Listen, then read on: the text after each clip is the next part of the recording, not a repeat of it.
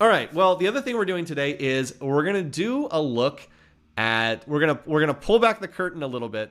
We're gonna do some live alternate histories here.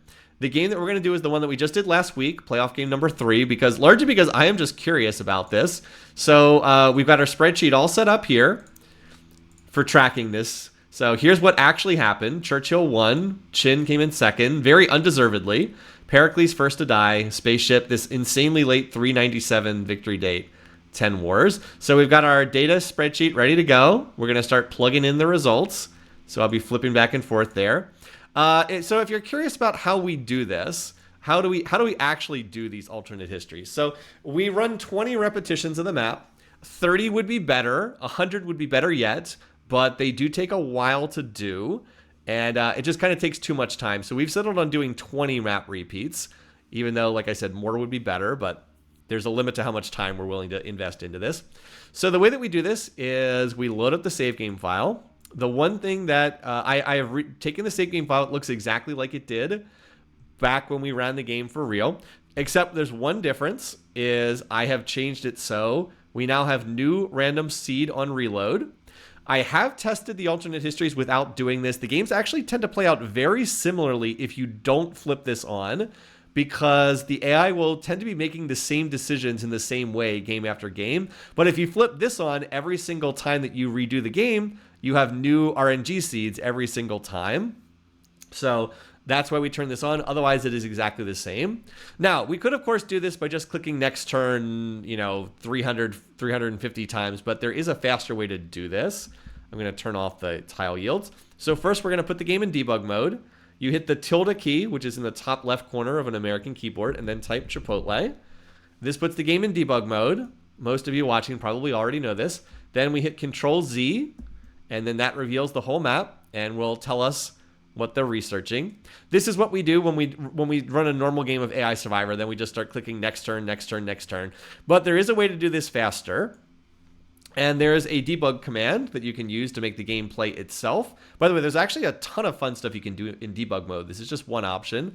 Try searching on like Civ Fanatics and you can get a list of all the other debug commands. But we type in game.ai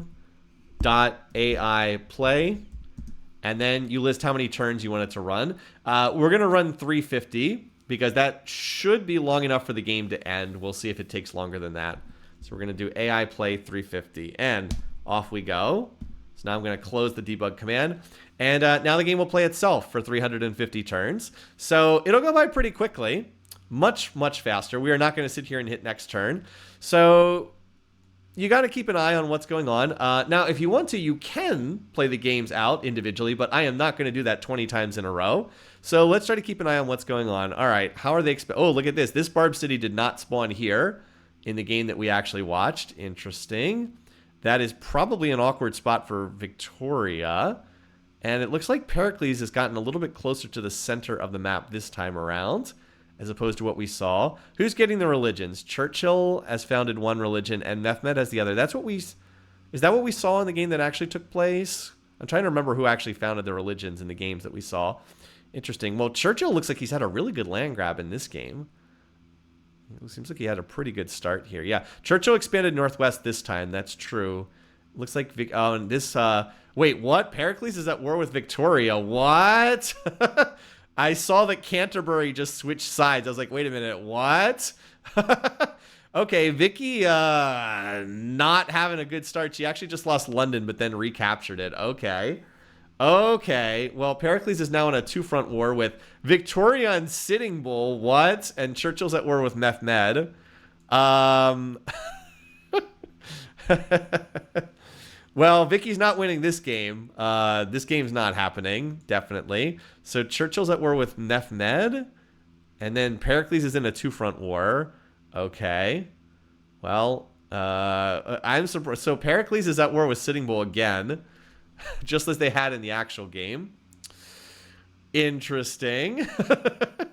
Churchill and Sitting Bull seem to be the top AIs at the moment. Mehmed does not seem to be doing very well. Certainly Mehmed does not look anywhere near as strong. Oh, wait, Mehmed's at war with Chin. What the heck? Or is that a Barb? Oh, that was a Barb city. Never mind. I thought that was a Mehmed city that got captured. Chin is actually outperforming Mehmed Chin is actually number 2 AI in the game right now. What the heck?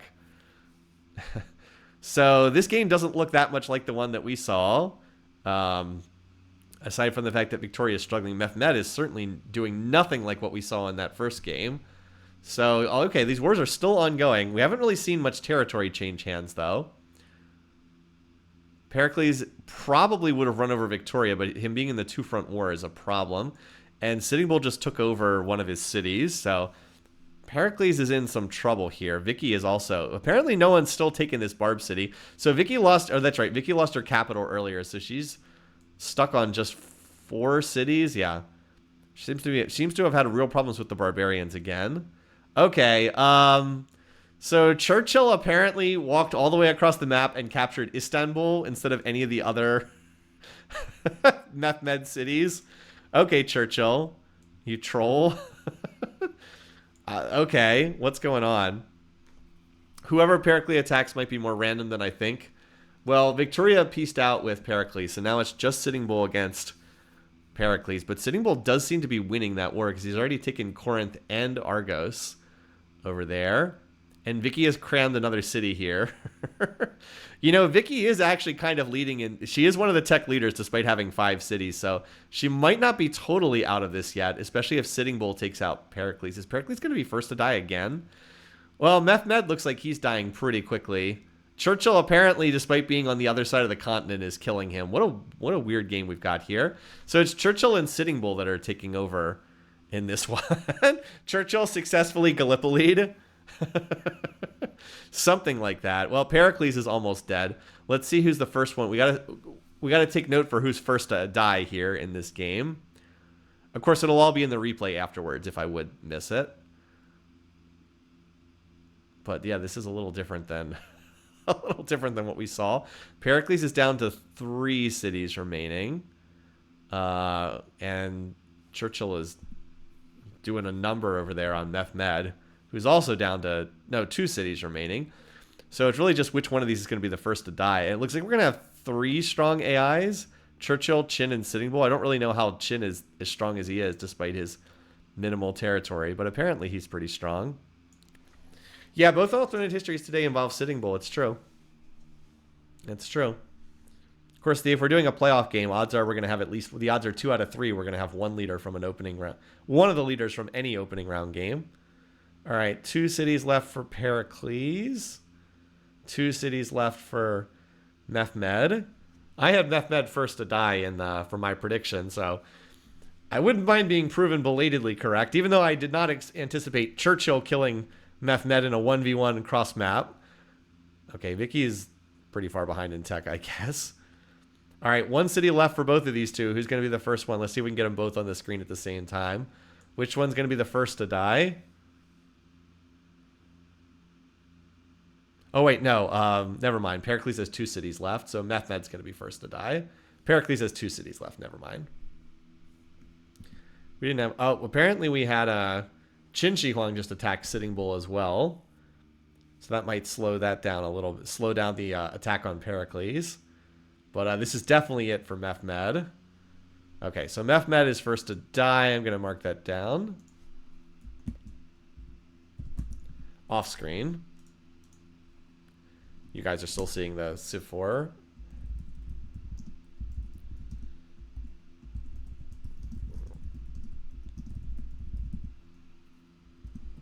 All right. You guys are still watching the game, right? Yeah. Okay, so Pericles is technically still alive. Did he manage to get peace? So Sitting Bull's at war with Qin. Okay, but Sitting Bull's pretty much just at war with Qin because Pericles is pretty irrelevant at this point. I don't know. Let's see who's stronger in terms of power. Just out of curiosity. Churchill is the strongest, and then Sitting Bull is close there. Definitely stronger than Qin in this war. Yeah, Sitting Bull picked up a lot of territory. Like a lot of territory. Pericles is still technically alive, and Victoria is also still technically alive.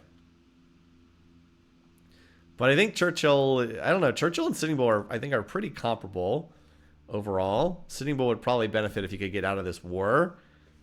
Churchill and his British colonies. After Qin dies, it's probably a Christian love fest. Probably, yeah, because everybody's Christian except Pericles and Qin. Poverty Point looks like it's under attack here. I guess we're partly waiting to see what... oh, never mind. It looks like... Wait, did Churchill also declare on Pericles? Hold on. Yep, Churchill also declared on Pericles. Poor Pericles, buddy. Oh, man. This poor guy. Not his game. All right. Well, he just got Goomba stomped out of existence. It was actually Sitting Bull who got the kill, though. We'll mark that down after the game's over, though. All right. Oh, and it looks like we got a peace treaty over here. So now the game's at peace. Let's look at the Diplo situation real quick. All right. Well, remember, Churchill and Sitting Bull don't declare war at pleased. So Churchill could declare war on Vicky. Wait, he's cautious at +8? Oh, wait a minute. That has to be wrong. How is he +8, but he's cautious? There, something has to be off there. What's up with that? Oh, there we go. Now it corrected. Okay. Something was off there on the numbers. Okay, so Sitting Bull won't declare war on anyone other than Chin. Vicky can plot with everybody. Churchill can fight Victoria or Chin. I think Victoria and Chin are both not going to be much longer for this world. Would be my guess here. Yeah, it glitched out a little bit, but then it fixed itself afterwards, thankfully. I don't think Churchill and Sitting Bull will declare war on each other. That's like the one thing that matters is the two powerhouses. So, note, Sitting Bull actually is only +1 with Churchill. A lot of border tension there. Oh, no, he's pleased. What the heck? It says he's pleased. I don't understand what's going on. Something glitched out there. Oh, hello. Sitting Bull and Churchill are both at war with Chin. Goodbye, Chin. Goodbye. Oh, Vicky founded her own religion. Well, that's the kiss of death for her. Note that she's actually comparable in tech with these other two. She's maybe like a little bit behind, but given that she has like 5 cities, she's gonna do well in at least. She's gonna do well in at least a handful of these games. Where if she just manages to get up to like 8 cities, she should be pretty strong. But thus far, she hasn't managed to do that. Yeah, Churchill has redcoats. Chin doesn't. It looks like Chin is still using cuirassiers, so he doesn't have rifles yet. Chin is researching rifles, but I think it's too late. I think he's taken too much damage at this point. It's unfortunate that the Churchill color and the China color are pretty close. Well, it's going to be pretty close between Churchill and Sitting Bull, but I think Churchill has the edge. He's a little bit ahead in tech, and I think he's going to have more territory at the end of this too. So I want to say if this game ends with Churchill first, Sitting Bull second, Mehmed first to die, my picks would have been pretty amazing.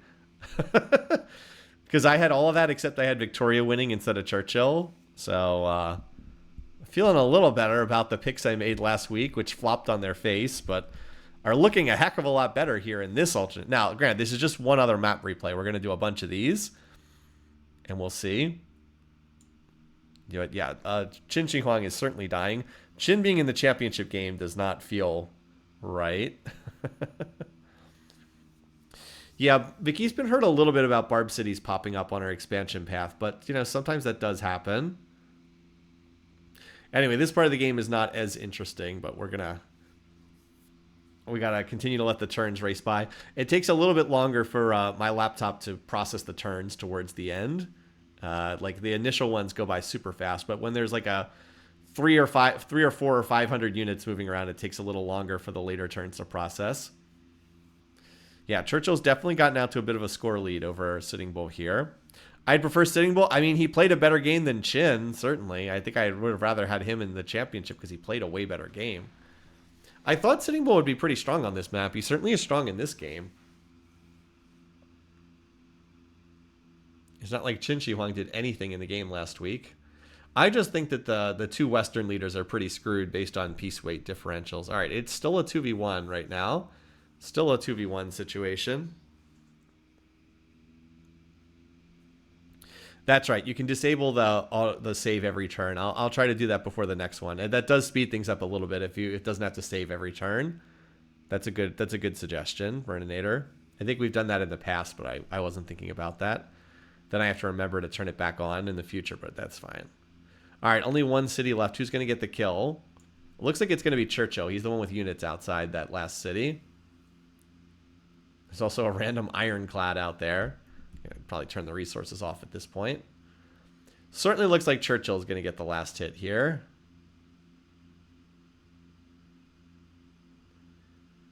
And it was indeed Churchill. Well, they're both on assembly line. All right, so while they're done with this, let's see. Will these two fight each other? Churchill will apparently declare on Victoria because he's cautious. They will not declare on each other. So we might see Churchill try to stomp out his English companion, but I think that's the only warring we're likely to see right now. So I think Churchill has the edge. He has picked up quite a lot of territory on the western edge of the map. Look at all these cities. He has Mehmed's core, and he has just about all of Chin's core. Sitting Bull didn't get much out of that conquest because Churchill, I think, was the one actually capturing most of the cities. They're both locked in the same religion. Vicky being in Hinduism is definitely very dangerous for her. We'll know she's getting attacked if we see 1 billion units running across the board. No one seems to be that close to a cultural victory. I mean, I guess no, Vicky's not close at the moment. Yeah, Western England looking pretty good. If Victoria gets wiped out, we're going to have like a flag with red, brown, red stripes on it. Red, brown, red vertical stripes or something like that. Poor Canterbury there does not control any of its own. It's size 1 and doesn't control any tiles. But yeah, Churchill's like 1,000 score points ahead of Sitting Bull. Certainly looks like a Churchill first, Sitting Bull second, but we'll see. I guess if they would somehow get to war, there could be some chance for Vicky to slip through. I guess. It's a turd sandwich. Could be. Could be. The colors are suggestive. Yeah, no one's at war. Everybody seems pretty peaceful here.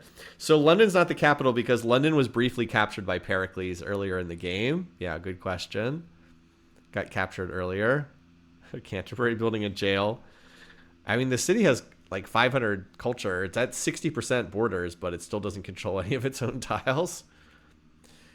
I don't suppose Churchill turned on cult. No, he didn't. I thought for a second he turned on the culture slider, but I guess he was just in anarchy for a turn or two. Chaucer is not writing about that, Canterbury. Anyway, this is where it sometimes gets not as interesting because, oh wait, what's going on here? They didn't go to war, did they? No, I saw for a second a bunch of red units running around in Sitting Bull's territory. This is where it gets a little bit less interesting because there's not quite as much going on. Sometimes at the end of the game, you don't see a lot of action taking place. I'm just curious what their research rate is. Let's see who's getting through. Victoria is still 800 beakers per turn. Churchill's at 2,000 though. Sitting Bull's 2,400. What the heck? How is he doing that? So they're actually keeping pace with each other through the tech tree pretty well here. I think Churchill's ahead, but I don't think he's ahead by much. Sitting Bull's doing a good job of keeping pace. All right, let's see. So Churchill, pretty sure this is going to end by... All right, so he's just entering the modern era. He's a little bit short of the modern era. Sitting Bull is like right there. Interesting. Is there a possible Diplo ending to this game? Because Vicky will vote for somebody, right? She's friendly with Sitting Bull. I don't think that Vicky plus Sitting Bull have enough pop to win by Diplo, though. People said it's literally impossible for Churchill to turn on culture. No traits plus aggressive AI. That's probably right. I was just curious. I think it's good that we turn on the aggressive AI because we don't really want like 5 of the 6 leaders in the game deciding to go for culture. I think it's better that only a handful of the leaders will actually try to go for culture. Yeah, I don't think the Diplo is happening. Isn't this going to be close? It might be. They seem like they're pretty close, but I think Churchill has enough of an edge, has enough extra cities that he'll his research capacity will lead him over the finish line first.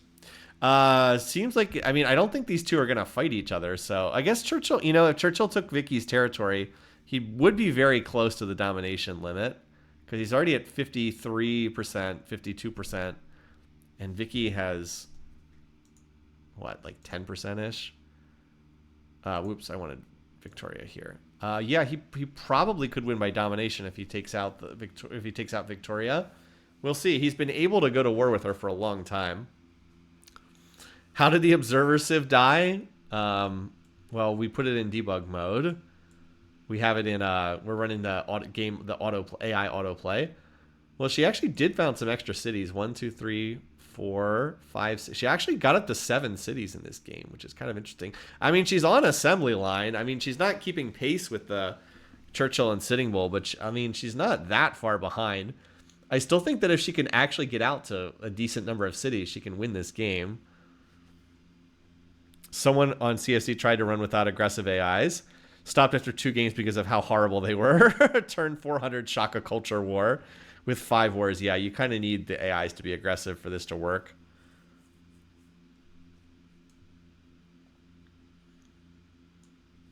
They need to roll the highest possible starting capital and have all 7 holy cities. That seems pretty unlikely, but at least it's slightly possible. Apparently the things that trigger the AI going cultural victory are number of holy cities, and then there's basically a random number. It's based on the plots of the starting of their capital's starting tile, but it's basically just a random number. Anyway, so far still not going to war. Let's just check in on where they are on the tech trees again. So Churchill is almost done with the tech tree. All right, he needs these techs down here, and we'll see if he goes for stealth. How about Sitting Bull? I mean, Sitting Bull's like 2 techs behind, but they are quite close. I'm surprised Sitting Bull has made this like an actual space race. I'm also surprised Victoria is still alive here. Yeah, the human player dies when you go into AI autoplay. That's correct. It's always seemed a little odd to me too, but yes. I suspect that when... so the reason why we have AI autoplay is when Soren Johnson, the lead designer of Civ4, was making the game, he had the AI do... He would have the AI play game after game against itself. Every night before like he went home, he'd turn on like a bunch of computers and have the AI play itself for like all night and then come back and see what happened in the morning. So I can see why he wanted to have the human player just killed off when you enter this so that the game would just run faster. I think that's the reason why. Churchill, did he get up to pleased with Vicky? He might have gotten up to pleased, and that would explain why he hasn't declared war yet. I guess he did get up to pleased. Okay. Although it looks like Sitting Bull is down to cautious. -7, your spy was caught causing trouble. Oh my god. So they can actually go to war with each other now. Your -7, your spy was caught causing trouble. My god. I think Churchill would definitely win. He would also trigger domination pretty quickly if they went to war. Because in terms of power, I suspect that Churchill's a bit ahead here. Yeah, Churchill's ahead by quite a bit. So I think we're pretty locked into Churchill first, Sitting Bull second. We just need to get the final information. Cannot set autoplay to turn 115. I'm not following that. Yeah, poisoning the well. Sitting Bull hates water. Yeah, with Sitting Bull picking up stealth, I think Churchill definitely has this. I'm just kind of waiting for the AI to finish processing these turns to get us there. Yeah, Churchill hasn't even researched still. He only needs 2 more attacks. Sitting Bull needs more than 2. Still reasonably close between the 2 of them.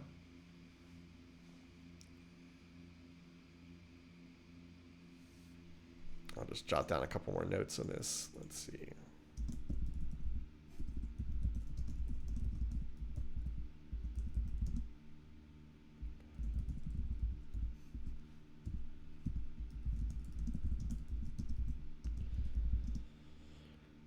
Let's see.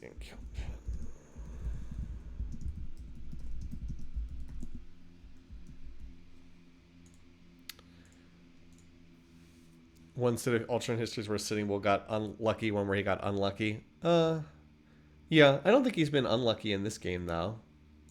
I think Churchill's had a better game. I mean, that's true. Sitting Bull was in some 2 front wars in this game, but I don't think that he was that unlucky. Churchill does look like he's yeah, I mean, Sitting Bull's off researching robotics. Churchill just finished the last spaceship tech. So he'll launch any second now. And then we just wait 10 turns for the spaceship to arrive, and then this game's done. And we'll jot down the results. I'm just going to write down Churchill first, Sitting Bull second right now. Save some time.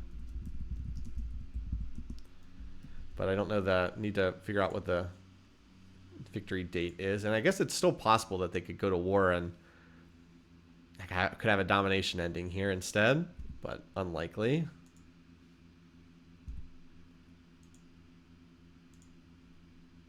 Estimated arrival 1917, so he's already launched the spaceship. And did they just go to war? Nope. Defensive pact in place, interestingly enough.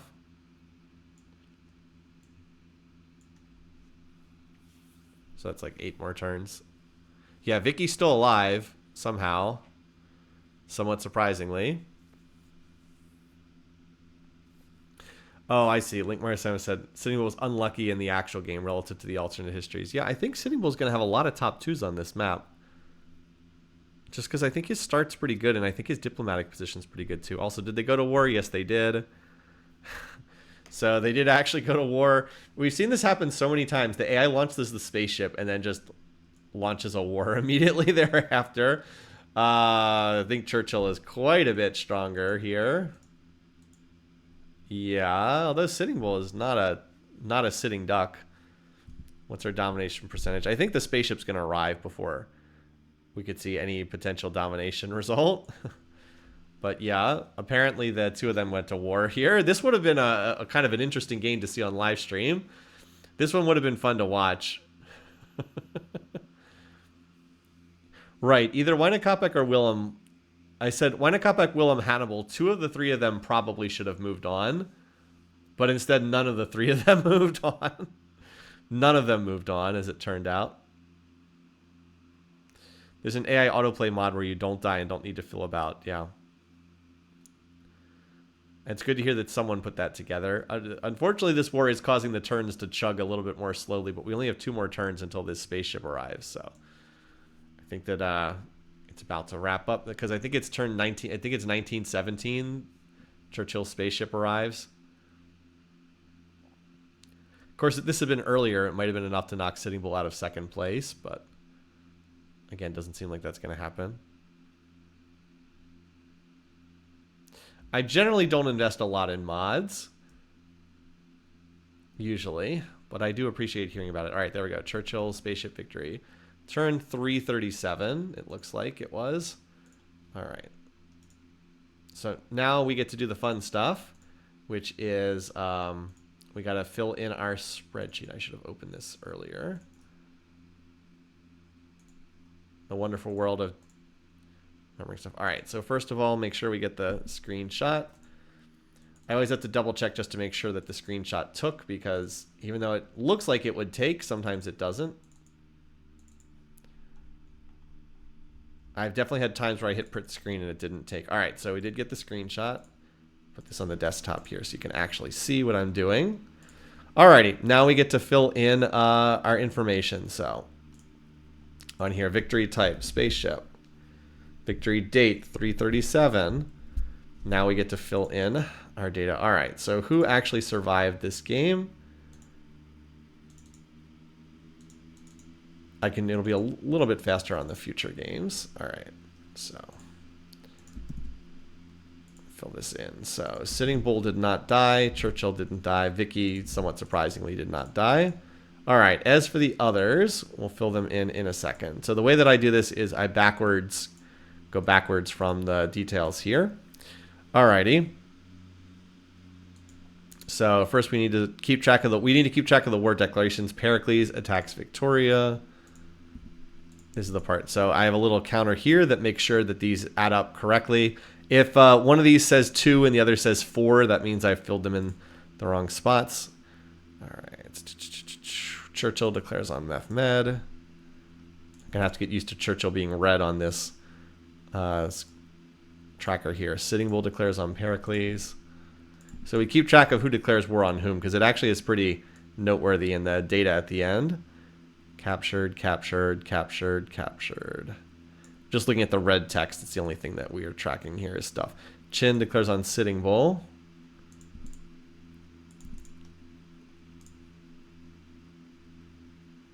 Come on. There we go. Captured. All right, so Ottomans destroyed 1130. Now you might say, well, what turn is 1130? But that's why we have this resource here. 1130 is turn 173. 173. Bold that because you are first to die. And then the kill credit goes to the English. Now, unfortunately, there's 2 English in this game, but we know that that was on Churchill. Oh, we also have to fill in the finish points. Churchill was first. Sitting Bull was second, so we fill in those points. All right, on we go. Churchill declares on Pericles. That was a little surprised how many people kept attacking Pericles. All right, Greeks were destroyed by the Native Americans, 1360. That is turn 196. 196. And that was Sitting Bull who got that kill. So it looks like it's going to be a 7-point score for Churchill and a 3-point score for Sitting Bull, with no one else getting any points. Alrighty, now we had some turns. All right, Churchill, they declared war on back-to-back turns. Churchill declares war on Qin. And then Sitting Bull declared war on Qin on back-to-back turns. So now it's going to be a whole bunch of cities getting captured right up until Qin's elimination. There we go. The Chinese have been destroyed, 1740. That's turn 258. And we know that Churchill got the kill. In case we didn't know, it says right there, the English got the kill. And then that's it until that late war. Sitting Bull. That was Sitting Bull who started the war. Okay. Your funeral, buddy. And that's it. Only one city got captured. So that is the conclusion for our first game. Churchill first, Sitting Bull second, Mehmed first to die. A much faster spaceship, 60 turns earlier than what we saw in the actual game. All right. So, ready to do it again? That was incarnation number 1. We'll see how many of these we want to do. We're going to do at least a number of them. All right, ready? Next game. How will things play out differently this time? There we go. Game number 2. Oh, don't forget to remove autosave. You know what? Thank you for that. I just killed us. We'll just kill Civ4 and do it again. Thanks for the reminder. Of course I forgot. Bellamorph even highlighting the message. Okay.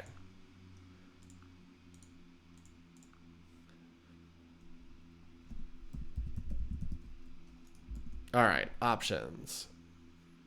Where's autosave options? Other. Where's the option for autosave? Is that in the INI? That's in the INI file, isn't it? Okay. That means I have to close this again. I'll put this on the screen so you can see it. Okay, that is in this file, right? Here's autosave. Okay. Where's autosave in here? Here we go. Number of turns between autosaves. Well, that says pit boss. Oops.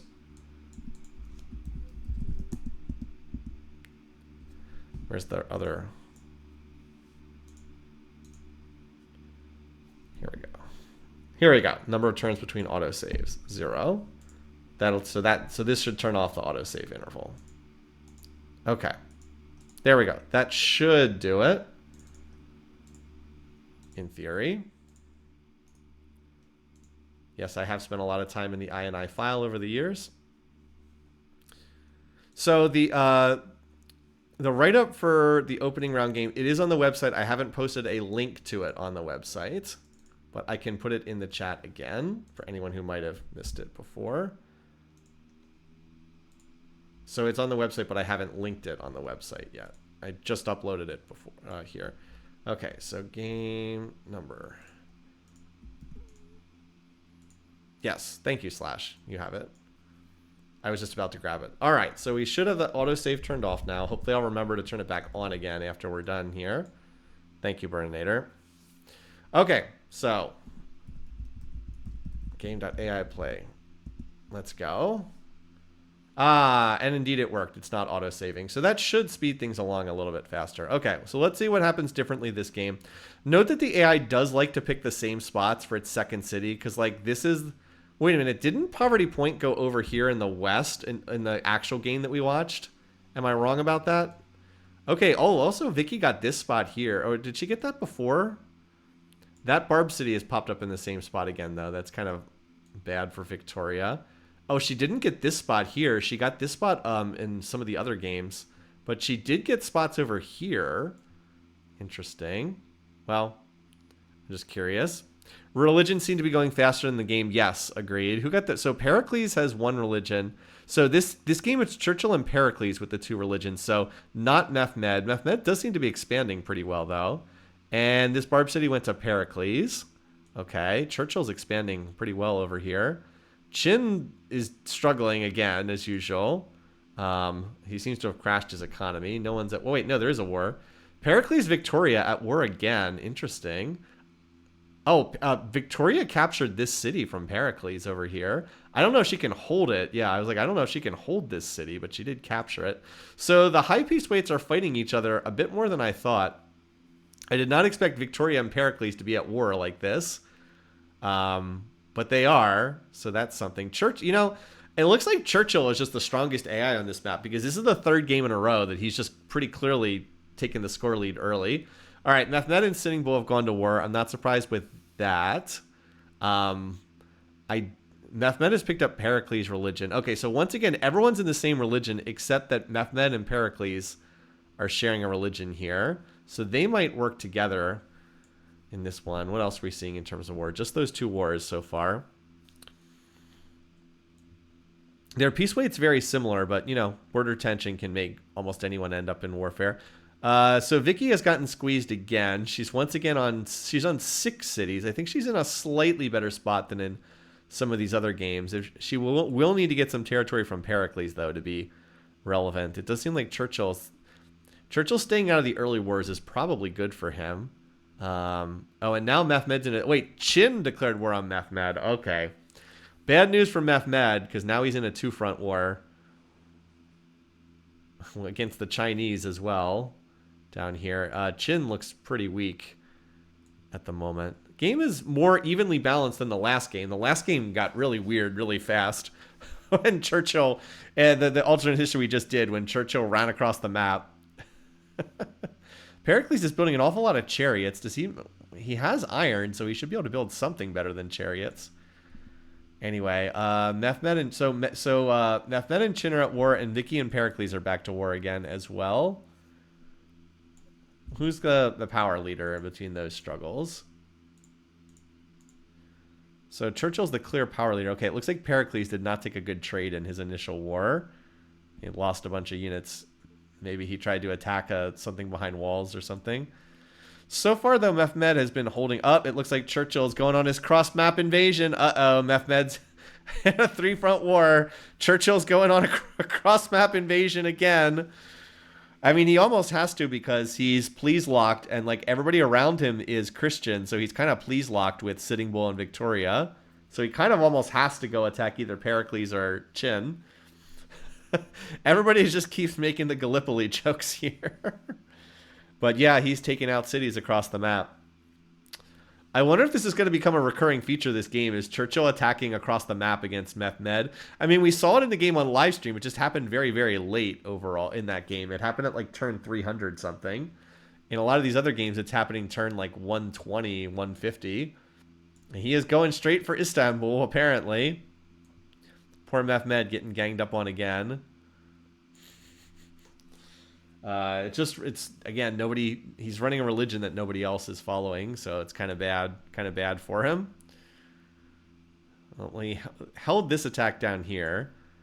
Is Istanbul going to be strong enough to hold up? We can probably turn off the resources. Nope.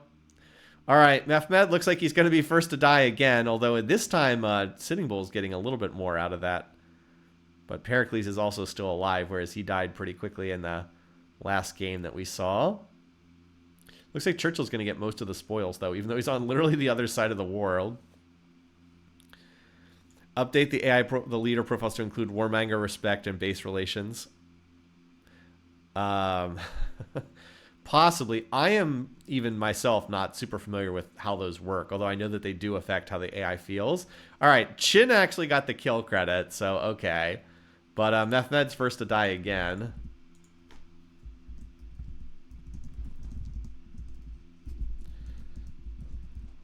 With Chin getting a kill. Okay. He captured one city, but he managed to get the last one. This is why Pericles is more doomed, because of because of the warmonger, respect, and base relations issues. I guess I should learn more about how they work. All right, Victoria's back to war with Pericles again. I think Pericles is in all kinds of trouble because nobody else is running his nobody else is running his religion. Oh, Vicky just took the city of Corinth. Now, if Vicky takes over Pericles' territory, Vicky would have a real shot to win this. What's their respective power situation? Out of curiosity here, they're both kind of weak, pretty close. But even one more city for Vicky is actually kind of a big deal. She's also protected by having the same religion as Churchill and Sitting Bull. Whereas we're likely going to see some dog. Yeah, here comes. Is this another attack? Nope, still nobody else joining in. Vicky also has I think Vicky also has much better odds to get to rifling before Pericles here. Yeah, she's already on replaceable parts. Is that a rifling? I could check, but we'll find out in like 2 turns anyway. Yeah, now it looks like Churchill is jumping into this war too. Yep, there's the rifling from Vicky. So she'll have redcoats very shortly. Probably should allow her to pick up at least 1 or 2 more cities. She'll never be as big as Churchill in this game, but if she even gets like 2 or 3 more cities, she could be pretty competitive here. Just because she has the financial trait is obviously a really big deal. She also has enough culture that like Sparta might flip to her. She's going to make a play for it here. But yeah, Pericles is pretty dead. I didn't think that Pericles would have this much trouble on this map. He's really really struggled on this map, and both in the actual game and in these alternate histories. It's not been going well for him. Not at all. Yeah, now there's redcoats on the way. All right, war respect 0 to 2. Additional relations equivalent to the... Oh, wow, Sparta got sniped by Churchill there. Additional relations equivalent to the lowest number between the 2 eyes. One has 1, the other has 2. They both get +1 with each other. Gotcha. So they can get some additional pluses with each other. I do think Vicky will get at least some of these cities because the redcoats make it much easier to kill the defenders. And she also has cavalry now too, whereas Churchill is still using medieval units, so he has more units, but the unit quality is lower. Although now there's a siege going on at Athens, so that might take a little while. Argos is just going to fall because there's just enough knights attacking that they'll bulldoze their way through. Calves can kill longbows and maces even if you don't bother dropping the defenses. Still, I think Vicky's going to get Athens and probably Thebes. I guess it'll depend on how fast Churchill moves up here. Still, we know the fight RNG. I mean, Churchill's about to have rifling too. Nope, never mind. Churchill's just taking everything. Vicky, I think, knocked the defenses down, and then Churchill just walked in and took the city. So maybe Vicky's not going to get as much as I thought here. So far, Vicky only has Corinth, and everything else has gone to Churchill in this fight. Well, it looks like Vicky's going to maybe get the kill here. There's the last city left. Is Churchill going to be denied another kill? Because Chin got the first kill. Vicky keeps stopping to bombard. Nope, she did get the second kill. Okay. So Vicky picked up 2 cities. Probably needed a little bit more out of that. But she's like a respectable size now. I don't know if this is going to be enough, but she's definitely a player in the game now. Meanwhile, Chin and Sitting Bull are at war, so I suspect it's not too much longer until Chin is out of here because Sitting Bull has rifles and Chin does not. So it looks like we're going to see the same top 2 again, but this time Vicky is still in the game as well.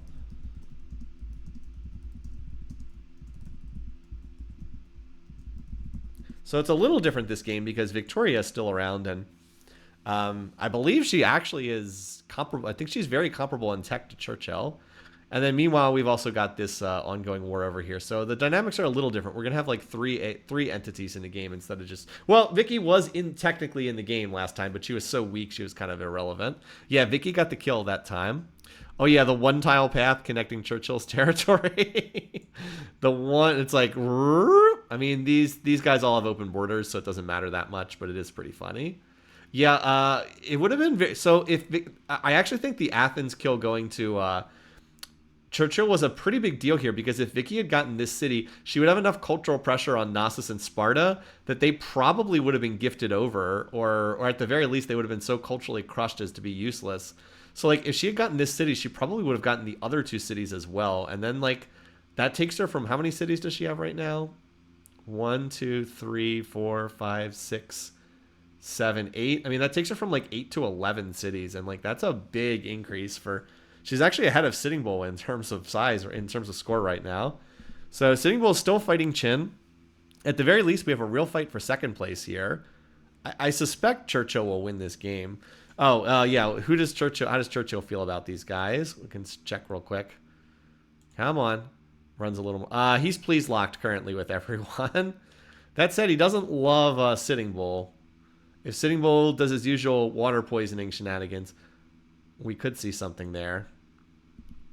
Still don't think Chin is going to be long for this world, but Vicky's one turn ahead of Churchill. I mean, they're close. I'm surprised how close they are. Did she just get factories? Yes, she did. Okay. Yeah. Financial leaders, man. Even with not a lot of territory. I mean, like, some of Churchill's cities are kind of culturally crushed, so he's not getting quite as much out of them as he might otherwise. It does look like Chin is finally starting to die, though. Sitting Bull has... They've been fighting relatively evenly for a while, but it looks like the tide is turning. I don't know why it took this long. Chin still does not have rifling tech. I guess it hasn't been that long, but Sitting Bull does look like he's going to kill him. Vicky has bio and Churchill doesn't. Vicky's like 3 techs ahead. I mean, as I said, so my pick for the game was Vicky to win and Sitting Bull. My pick was actually, I think Vicky will win by spaceship, but I think Sitting Bull will have the highest score. I did not anticipate Churchill being as strong as he is. That's like the one thing that I missed on this game is I thought Churchill would be kind of like a second tier leader, but instead he's turned out to be really quite strong on this map. So he's definitely been better than I thought. Anyway, Chin's about to die here, so Sitting Bull will wrap that up. Churchill has somehow gotten no kills in this game thus far. In particular, if Sitting Bull and Churchill would go to war, that would probably clear the way for Vicky to win by space, because they would have to invest so many resources fighting each other that the English to win by spaceship would be a real possibility then. Stop underestimating Churchill. I just don't think he's that good of a leader. I'm sorry. I just don't think he's that good of a leader. Sorry, kill me, shoot me. I don't think he's that good, but he keeps doing better than expected. All right, so we now have Sitting Bull down to cautious with Churchill. Vicky can, of course, plot it please. The other two cannot. Vicky just poison pilled. Oh, well, the thing is, she's in her own religion, but they're all in free religion, so I don't think that matters. Yeah, I mean, it looks like it would be a disaster, but I actually think it's okay because, well, wait, Sitting Bull just went back to, never mind, Sitting Bull just went back to Christianity. That said, apparently he's still pleased with Vicky, apparently, even with the, look at that, your spy was caught causing trouble. A lot of spying shenanigans already. Well, we'll see if anybody ends up going to war here. In terms of power, we can certainly look at that. There's not a lot going on in this game right now. Churchill's tops. Sitting Bull's not that far behind. That said, Sitting Bull's pretty far behind in tech, so I think if they actually fought, I think Churchill would win pretty convincingly because he's ahead in tech. And like, even if the two sides are very similar in terms of like nominal power, if one side has a military generation ahead in tech, they usually end up winning. So we're just kind of chilling here. I mean, Vicky does seem to be the tech leader from what I can tell. Where is she relative to Churchill? Okay, so she skipped military science, but is otherwise like medium industrial. And then Churchill. Okay, they're pretty... Wait, right? Are they really that close? They're almost identical at the moment. Interestingly enough. They're really, really close. So we're just kind of waiting to see if another war breaks out. As I said, it could happen between Churchill and Sitting Bull. That would be the most likely response. Could result in Churchill winning by domination. Could also stagnate the game long enough for Vicky to win by space. Maybe. Churchill's going for an early laser here. I think if it goes to space between Churchill and Vicky, it's going to be pretty close. It's going to be pretty close. I do think Churchill will probably win because he just has so many more cities, but I mean, it is fairly close. But Churchill does look like he's gained a bit of an edge. Still, if he gets tied up in a war with Sitting Bull, maybe.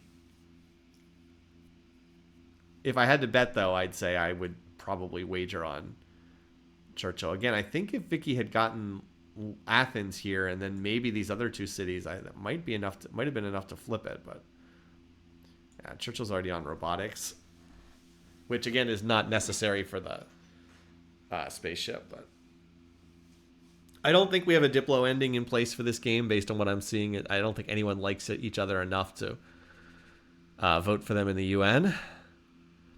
Those Greek lands, yeah, the Greek lands do seem important. But if Vicky can't win, we're going to have Churchill 1 Sitting Bull, Churchill 1 Sitting Bull 2, Mehmed first to die for 2 games in a row, even though they've played out a bit differently. We could easily end up with that again. And Vicky's going for laser as well, which is, again, not a mandatory spaceship tech. Yeah, we'll see. As I said, the end of these games tend to be the least interesting. The earlier parts tend to be more interesting. It also happens that we have a field of leaders here who, a lot of them do not plot it pleased. So a lot of these end of games tend to be a little bit on the slow side. Maybe I should have thought about that before I picked this game to do the alternate histories. But I was really curious about this game. I wanted to see more instances of this game. It's been bugging me for the whole last week. I've been like, I want to see what's gonna happen if we replay this map a bunch of times. Anyways, Churchill's picking up stealth. Always important to pick up that stealth.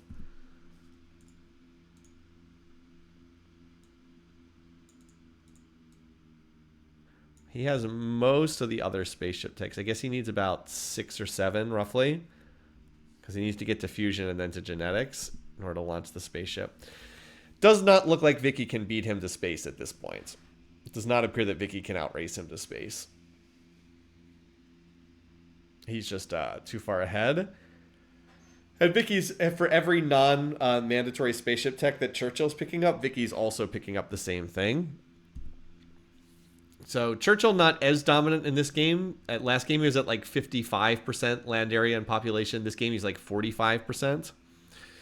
In fairness, Churchill is helped by this field being really bad. Yeah. Oh, the turn 397 finish we had in the actual game was ridiculously late. We were definitely not going to see that in the alternate histories. No way we were going to see that. Anyway, Churchill just got fusion, which is the most expensive tech in the game. It's tied with robotics. They're the 2 most expensive. They're tied for the costliest tech. Now he's doing the remaining techs, and he'll probably launch his spaceship relatively soon. So one way or another, this game will be done in about 15 to 20 more turns. If I had to guess, I'd say he's going to have a spaceship that's like turn 328, something like that. If I had to guess, maybe slightly sooner than that. Again, a lot of this is lining up really well with what I picked in the picking contest after I bottomed out last week. Everything other than I thought Victoria would be stronger than Churchill. I just had that backwards. Other than that, I think the stuff I picked was pretty much dead on. I mean, like the spaceship dates are okay. Like these games have been going to spaceship, as most of the people in the picking contest agreed. We all thought it would likely be spaceship finishes, and I think I had turn 320 something, and like this game's going to be a 325-ish. Did Churchill launch his spaceship yet? Just out of curiosity. No, he still needs to build the stasis chamber. But like, aside from the winner of the game, like I kind of would have hit everything else. Yeah, this game looks very similar to the first game. It's played out pretty similarly. The only difference is Vicky was a bit stronger and Churchill was a little bit weaker. Other than that, it's been pretty much the same. Anyway, so his spaceship should definitely be on its way at this point. He still hasn't launched it yet. What the heck? He still needs another thruster and the stasis chamber. What's he doing? Why is he waiting so long? Is he plotting war with somebody? What the heck? Why hasn't he launched the spaceship yet? He's still missing a thruster. Oh, did he launch without the thruster? That just means it takes slightly... All right, 1912. All right, so he's at turn 332. He's on line for 332 right now. We'll see if he plots war with anybody. Looks like he's please locked, though, so I don't think that's going to happen. Apparently, he's please locked here. Might be getting pillaged by Sitting Bull. I suppose that's possible, but the AI usually doesn't have the... usually is not like coordinated enough for that to happen. All right, so once again, the same 3 AIs survived to the finish. It's the same finish ranking as before. Very, very similar game to what we just watched. as I click away here on the spreadsheet. All right. Yeah, we need what? How many more turns? What's Victoria doing? She's building the spaceship parts that she needs, I guess. But Churchill's going to get there first. Yeah, she couldn't. I mean, she just doesn't have quite enough territory. Churchill just has too many cities. Sitting Bull fell behind in tech. He's like caught up in tech with Victoria now, but he fell pretty far behind in tech by virtue of fighting Qin for such a long time. And the reason why this is also taking longer is it looks like Churchill launched with only 4 thrusters. He didn't build the 5th thruster, so it takes 12 turns to get there instead of the normal 10. But it looks like he has turn 332 for his finish date here. And I don't think we're going to get the late war that we had last time.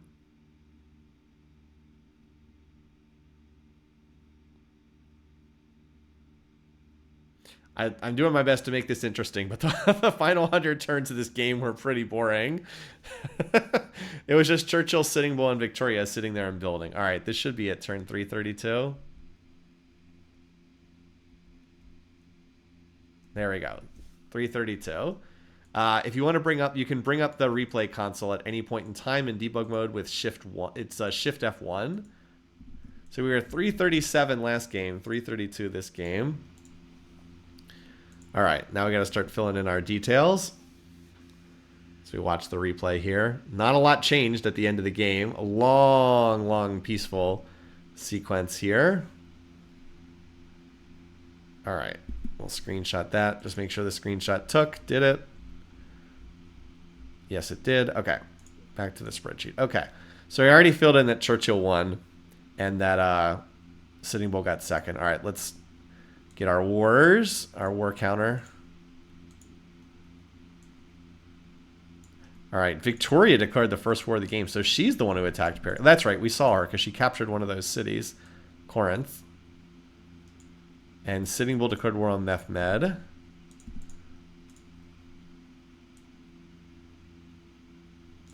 Qin declared war on... Wait, that's right. Qin declaring war on Mehmed was like, what the heck? Not crazy because they have border tension and all, but not what we expected. All right, Churchill declared war on Mehmed. Oof. And who's the other one? Victoria declared... Oh, Victoria also dogpiled, but she didn't get any... She was too far away. She didn't get anything out of it. By the way, thanks for subscribing, Marcus Amore. Appreciate it. Hopefully this part's not too tedious, but I do have to fill in the details on the spreadsheet. Sitting Bull declares war on that. Wow, what the heck? What the? Mehmed got attacked 5 times in this game? Oh my god. He got dogpiled into oblivion this game. Yikes. Vicky declares war on Pericles. Boy, she attacked Pericles. She had 3 offensive wars in this game. All right, Ottomans were destroyed by Qin in 1100 AD. So that's 170. Wow, 173 last game, 170 this game. What a similar outcome. The only difference is Qin got the kill this game, which was very random. But it did that. Sometimes it plays out that way. All right, Churchill declares war on Pericles. Poor Pericles and Mehmed just got ganged up on in this game pretty badly. Of course, there's a reason for that. They both were following a religion no one else was following. So, like, it wasn't a coincidence. All right, Greece was killed by England. 15, that's 213. Vicky scores her first point of the alternate histories. And then that's the... Apparently that Qin versus... Did I ever get that other war? No, I didn't get that other war. I must have missed that war between Qin and Sitting Bull. When did that start? Here it is. Sitting Bull started the war. Sitting Bull declares war on Qin. Okay. I must have missed that. Okay, so now we just need to go forward to when that war ended, because that was the last war of the game. All right, 1795. 269. Sitting Bull got the kill. And that should be it. There shouldn't be anything else in the chat log. Nope, that's it. No more wars after that. All right, so 9 wars. So look at how similar these two games were, right? Churchill first, Sitting Bull second, Mehmed first to die, spaceship both times, 337, 332, 8 wars against 9 wars. That is a close result there. Not a lot of difference between those two games in terms of what we saw. All right, so rather than let this continue to play out, we'll just relog Civ4.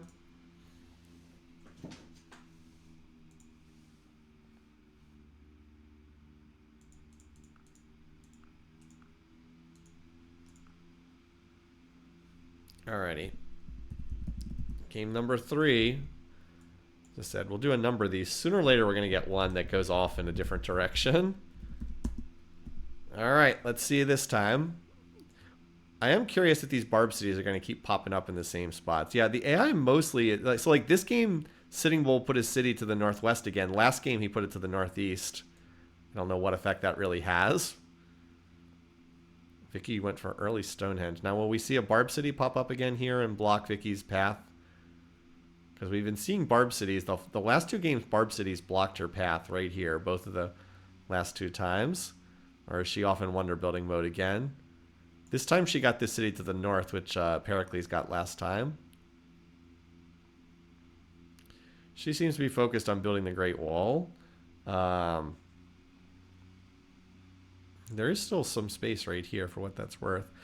Churchill seems to be having a little rougher of a start this time. Maybe I'm wrong, but he doesn't seem to be quite as strong this time around as he was last time. This spot actually went to Sitting Bull this time. And what is going on with Qin? Why does he only have 3 cities? What the heck? Why does Qin only have 3 cities? Something went terribly wrong with Qin Shi Huang in this game. He's not at war, is he? Vicky's at war with Pericles again. What the heck? This is just something I utterly missed. I did not expect that Vicky and Pericles were going to fight this much. They've been going to war in every game. I really did not think that they would fight each other. But the religious situation in this game is pretty wild. Vicky and Churchill have the same religion. And then we have... What is it? Pericles has some minority religion. Sitting Bull and Pericles have the same religion. And Mehmed joined them too. Okay. Qin is... I don't know what happened to Qin in this game. Somehow the Ottomans have a city in the middle of his territory. What the heck? Alright, well... Pericles is in a 2-front war. And Sitting Bull is also in a 2-front war. So I don't know what to make of any of that. Except that I think Pericles is in some trouble here. Because he's fighting... So Pericles is fighting Vicky and Sitting Bull. And Sitting Bull's at war with Churchill too. Okay, Sitting Bull's also at war with Churchill. Interesting. Well, you know, Mehmed is actually looking pretty solid in this game. Now, he does have a religion no one else is following, but he's kind of been left alone this game, as opposed to the last game where he got dogpiled into nothing. Oh, he's fighting Qin in this game. Well, that's smart. I don't know why Qin Shi Huang is so weak in this game, but if he just runs over Qin and kills him quickly, then, yeah, he's going to be in great shape on this game. So this game's playing out very differently from the game that we just saw. Instead of a dog pill on Mehmed... We're seeing an incredibly weak Qin.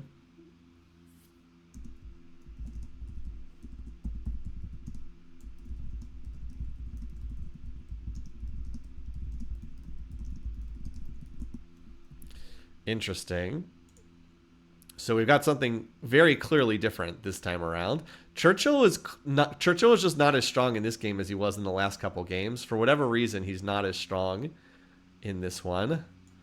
Is everybody still fighting? Yeah, all those wars are still fighting. Every single person's in a war. Although Churchill just took a core city off Sitting Bull. Meanwhile, though, Qin is going to be the first to die, barring some miracle, because he just... I don't know what happened. He had a horrible opening in this game. Really bad opening in this one. I suspect Sitting Bull is struggling because he's in the 2-front war. And Churchill is not in a 2-front war. It does appear that Sitting Bull and Pericles aren't really fighting at the moment because they have bigger fish to fry. Meanwhile, Qin is off killing a barb city as his core dies. So, alright.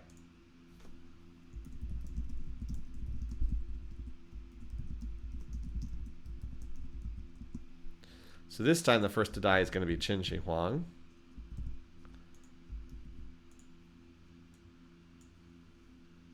And all the leaders on the eastern side of the map are like in the middle of fighting each other for some reason.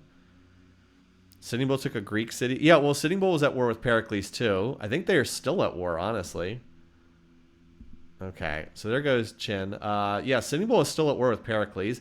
It's this weird situation where Pericles is in a 2-front war and Sitting Bull's in a 2-front war, and then Vicky and Churchill are in solo wars. All right, Vicky just captured Corinth. If Vicky runs over Pericles, she could be pretty strong. Although that said, Mehmed is kind of out in front of this field already. Mehmed's, I mean, he is, no one's in his religion, but like if he takes advantage of this opportunity to run over somebody else, he might be unstoppable because everybody else has kind of been fighting each other and he's been left alone. So this could be a game where Mehmed runs over everybody else. Also, yes, this Barb City somehow popped up here. Didn't get a chance to grow to size 2. All right, Corinth got recaptured back again here. All right, and Mehmed has now joined the war with Sitting Bull. This is pretty bad news for Sitting Bull because Mehmed now has free run on his territory. This might be the game where Mehmed just runs over everybody.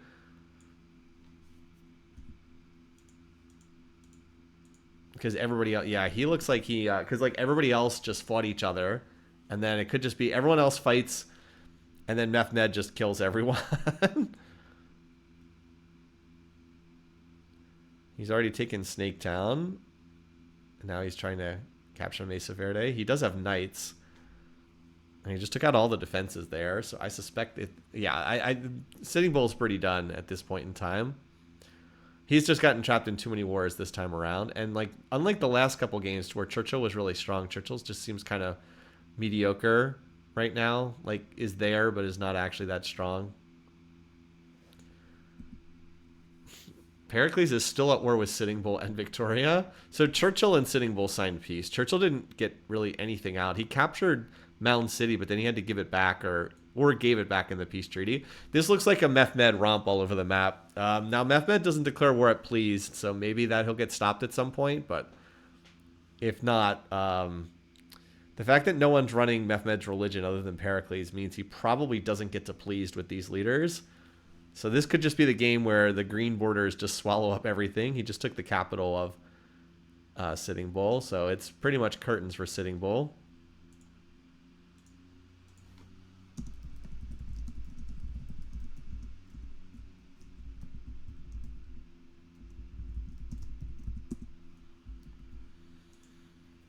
Well, certainly different than what we saw the first 2 games. Sometimes this stuff happens in the alternate histories.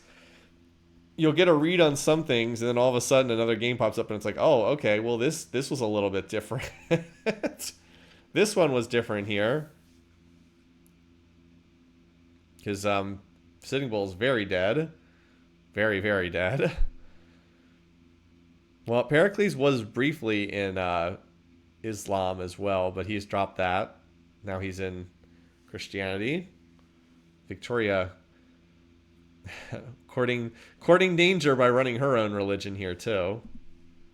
She is actually not at war with anyone. Pericles now declared war on Sitting Bull too. I don't think Pericles is going to get there in time though. Now it would be hilarious if Pericles takes the kill by taking one city at the very end.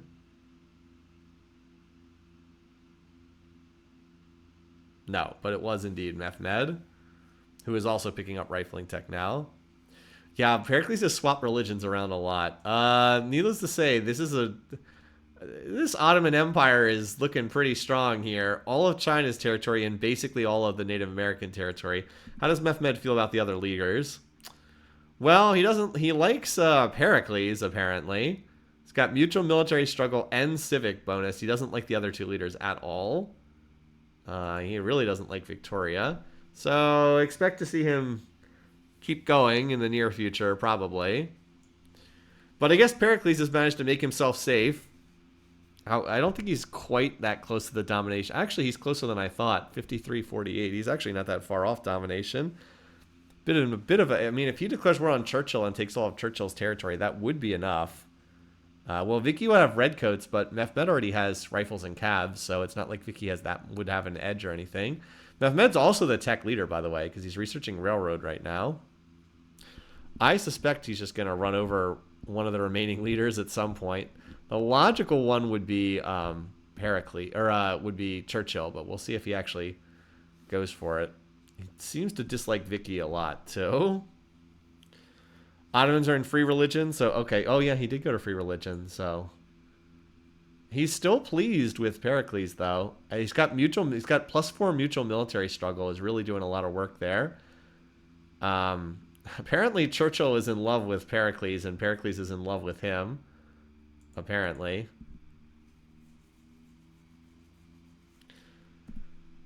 All right. Well, Mehmed went to war with Churchill, and Vicky went back to war with Pericles. Vicky may be lining up a second place finish here, because she has rifles and calves, and Pericles definitely does not. Pericles doesn't even have gunpowder, so that's looking kind of bad. And then Mehmed is the wrecking ball that's headed over here against Churchill. So we might be down to just 2 AIs relatively quickly here. Let's see how fast Mehmed can make his way across. Oh, we should check the power graph, of course, because I'd love to see how strong these AIs are. Well, that is a power graph. That is a power graph there. No, Vicky is almost certain to lock down a second here, because as Mehmed takes cities off Churchill, his score goes down.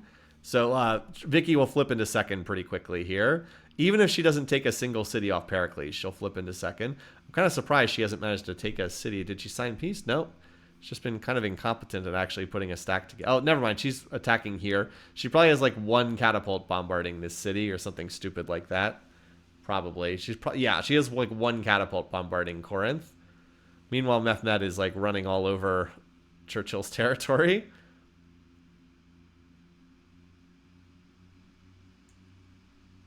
So when Spiro falls over here, it's going to unlock a lot of territory. I mean, it's still not an easy conquest for Mehmed, because Churchill also has rifles, and rifle against rifle is a pretty nasty slaughter. But, I mean, it's just a matter of time. Mehmed's way bigger, and he's also unlocking assembly line. Yeah, as I said, that's going to free up a lot of culture. And as predicted, Vicky has jumped over Churchill. Big question is whether, does Churchill survive this game, or does he get eliminated before domination hits? Because domination is rapidly arriving. Only needs 7% more. This is going to be a very, very early game. Am I going to run all 20 on this stream? God, no. We've already been doing this for an hour, and we're only on game number 3. To do 17 more, we would have to stream for like 7 hours. We'll do enough. We'll run these for another hour or so, and then I'll do the rest off stream. And yes, there will be a write-up of the remaining results. But yeah, we should have domination triggered any turn now, because 57%, I guess, needs some of these cities to come out of resistance. Again, the question is, does Churchill survive? Doesn't really matter. It's just like a data artifact, is does he manage to survive? Vicky, by the way, still has not taken a city off Pericles yet. I don't know what she's doing. Did they sign peace? All right, she peaced out. Okay, well, that was kind of pathetic there from Vicky. But you know what wasn't pathetic was Mehmed. It looks like Churchill is going to survive, because domination's about to go off any turn now. There it is. Turn 252. 252 domination. Wow. Okay, that was a thing that happened. Mehmed first, Victoria second. Domination. Turn 252. That is a very early domination win.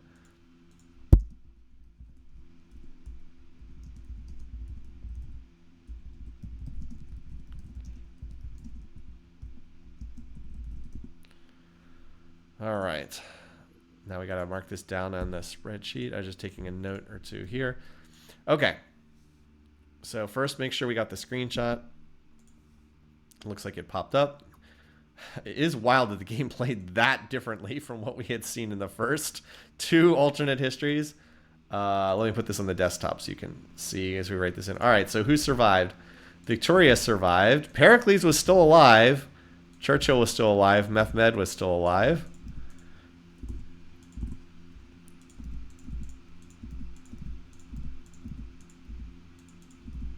All right, so Mehmed is our winner. Vicky gets second place finish points for that. And now we can start filling in some of the other details. Why did China do nothing? China was super weak this game. It just had a terrible land grab or something. All right, Vicky Pericles attacked again. I am really surprised at how much fighting there's been between Pericles and Victoria. I didn't think they would fight much, but they have fought constantly in every one of these games. All right, Sitting Bull declares war on Pericles. Also, Sitting Bull, 7 offensive wars, 1 defensive war thus far. That's about to change, because he definitely got attacked a lot in this game, but still. Nanjing is raised by the barbarian state. Oh my god. Churchill declares war on Sitting Bull. Well, he lost at least one city to the barbarians. Jeez. Raised by the barbarian state. Oh my god. That would have been fun to see on stream. All right, Qin declares war on Mehmed. That did not go. Wait, Qin was the one who started that war? Oh my god. These suicidal AIs sometimes. Captured. Captured. Come on, game. Captured. Here we go. Oh no, that's that Barb city that got raised. Come on. There we go. China destroyed in 700 AD. That is turn 145. So Qin is first to die this time. Qin has still died every time. And Mehmed picks up the kill credit. Sometimes you're just like, what the heck is going on here? All right, Mehmed declares war on Sitting Bull. And there's that Barb city that got raised, the random Barb city that got raised or auto raised. All right, capture city captures. Come on. See, the reason why this is slow is it's still doing auto running turns in the background. A lot of city captures, but no other war declarations to track. All right, Native Americans destroyed by the Ottomans in 1380. And that should be the last kill for this game. 198. Another kill for Mehmed. And there's not a lot more after that. Again, the game was really short. It was over on turn 252. Mehmed declares war on Churchill. And Pericles declares on Victoria again. And that should be it. There shouldn't be anything else happening in this game. Some city captures, but no one died. Wow, a lot of city captures. But no one died until domination hit, so that was that. Only 7 wars. Again, look at the very different very different world in that game from what we saw in the first couple. All right, we'll put it back on Civ4. It's only turn 278, so we have to kill the window and relaunch.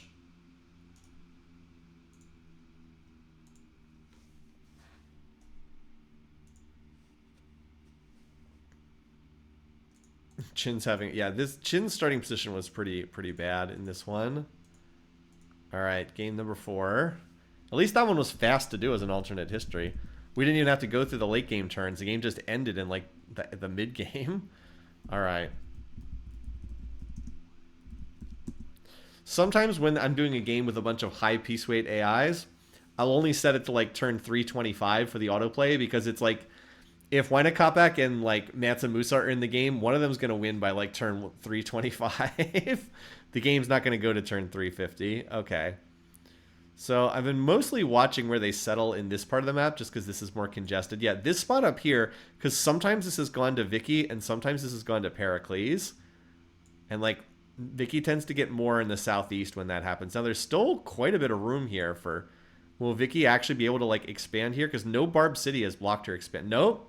Pericles slams the city down at like the last second to block her in.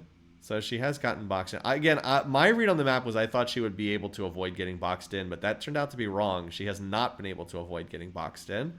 Unlike the last game, Mehmed really seems to be struggling in this one. Oh, you know what it is? Look at this. These Barb Cities. That's why Mehmed's score is so low. He had the bad Barb City luck this time around. Actually, Pericles has done a pretty good job with his land grab this time around. He has the same religion as with Victoria, so this game they shouldn't go to war. Churchill's already at war with Qin Shi Huang. What? That seems like a mistake.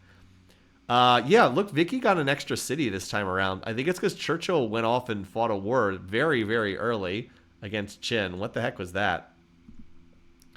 And Mehmed's at war with Pericles, but I think Pericles is the stronger of the two in this world, on this particular setup. I don't think that I was going to say I don't think Pericles has a construction. He doesn't. Yeah, these Barb cities really seem to mess with Mehmed. He is not in a strong position in this game. Let's see what Sitting Bull does. Okay, Sitting Bull has declared war on... Okay, so Pericles... Sitting Bull's at war with Pericles, so Pericles is no longer fighting Mehmed. Churchill's at war with Qin and Victoria. Wait, is Vicky gonna... I was going to say, is Vicky going to beat Churchill? But no. Churchill captured this city from her. That said, I don't like Churchill's position in this game nearly as much as some of the others. So, yeah, again, Pericles and Victoria have the same religion, and then Sitting Bull and Churchill do. So these two are like on the same side, and then these two down here are like on the same side, as best I can tell. Qin still being at war with Churchill is pretty funny. I guess we might see Chinese units. Oh wait, but no, they don't have. Qin doesn't have open borders with Sitting Bull, so he can't get his units over there. It did provide an opportunity for Qin to capture those two Barb cities, though. Anyway. Yeah, so Vicky has once again gotten stuck on 5 cities. She had a 6th, but she lost it. Pericles, though, is pretty strong in this game. He seems like he and Sitting Bull seem to be the top AIs. Oh, wow. Now Mehmed's at war with Sitting Bull as well. Okay. So Vicky's 1v1 with Churchill, and then Qin and Mehmed are fighting Sitting Bull. This is bad news for Sitting Bull. Definitely bad news for Sitting Bull. Did China lose a city? I don't think so. Not in this game. I don't think so. Boy, Mehmed is really pretty weak in this game, but he's in a much better diplomatic position than in some of these other games. Is Pericles still at war? He is apparently not at war with anyone, from what I can tell. Oh, looks like Churchill is taking cities off Vicky. He's winning the 1v1 between them. And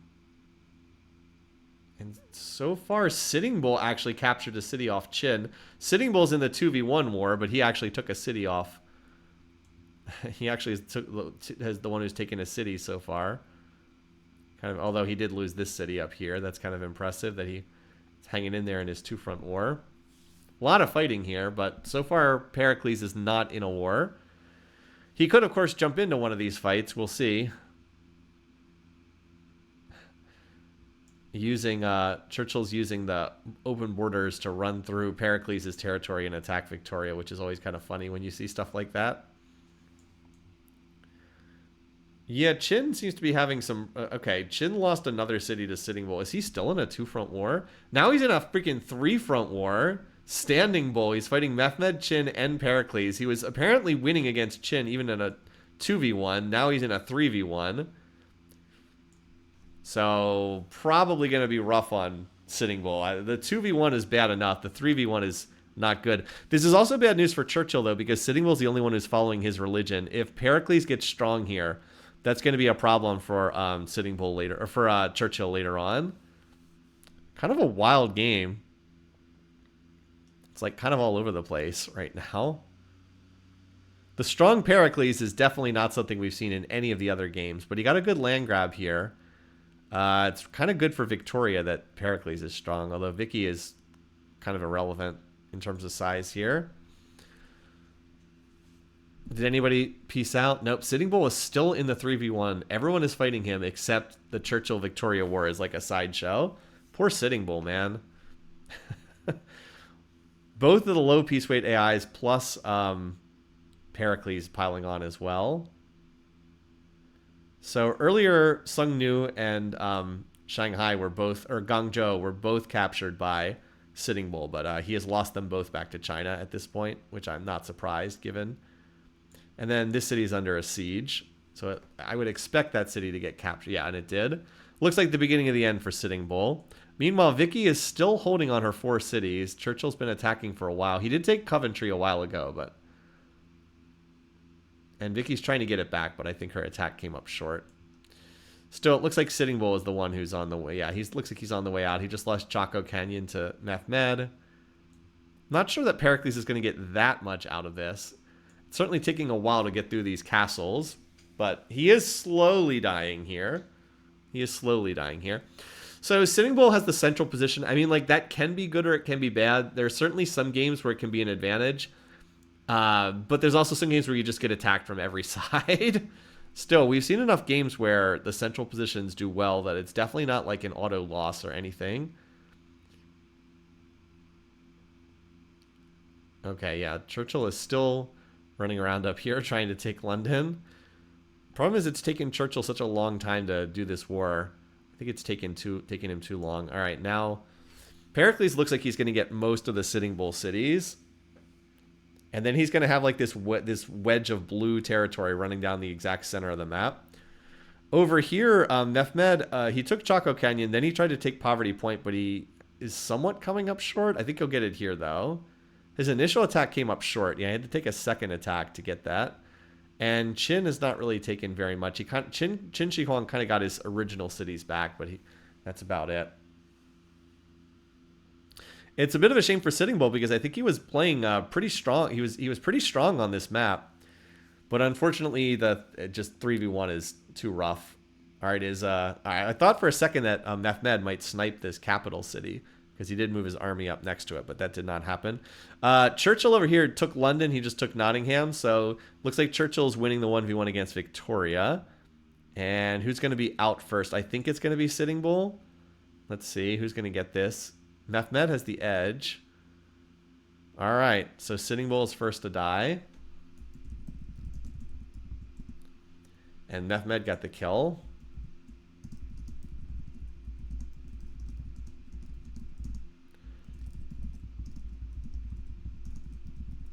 And looks like Churchill's going to get the kill on Vicky. In just a couple more turns.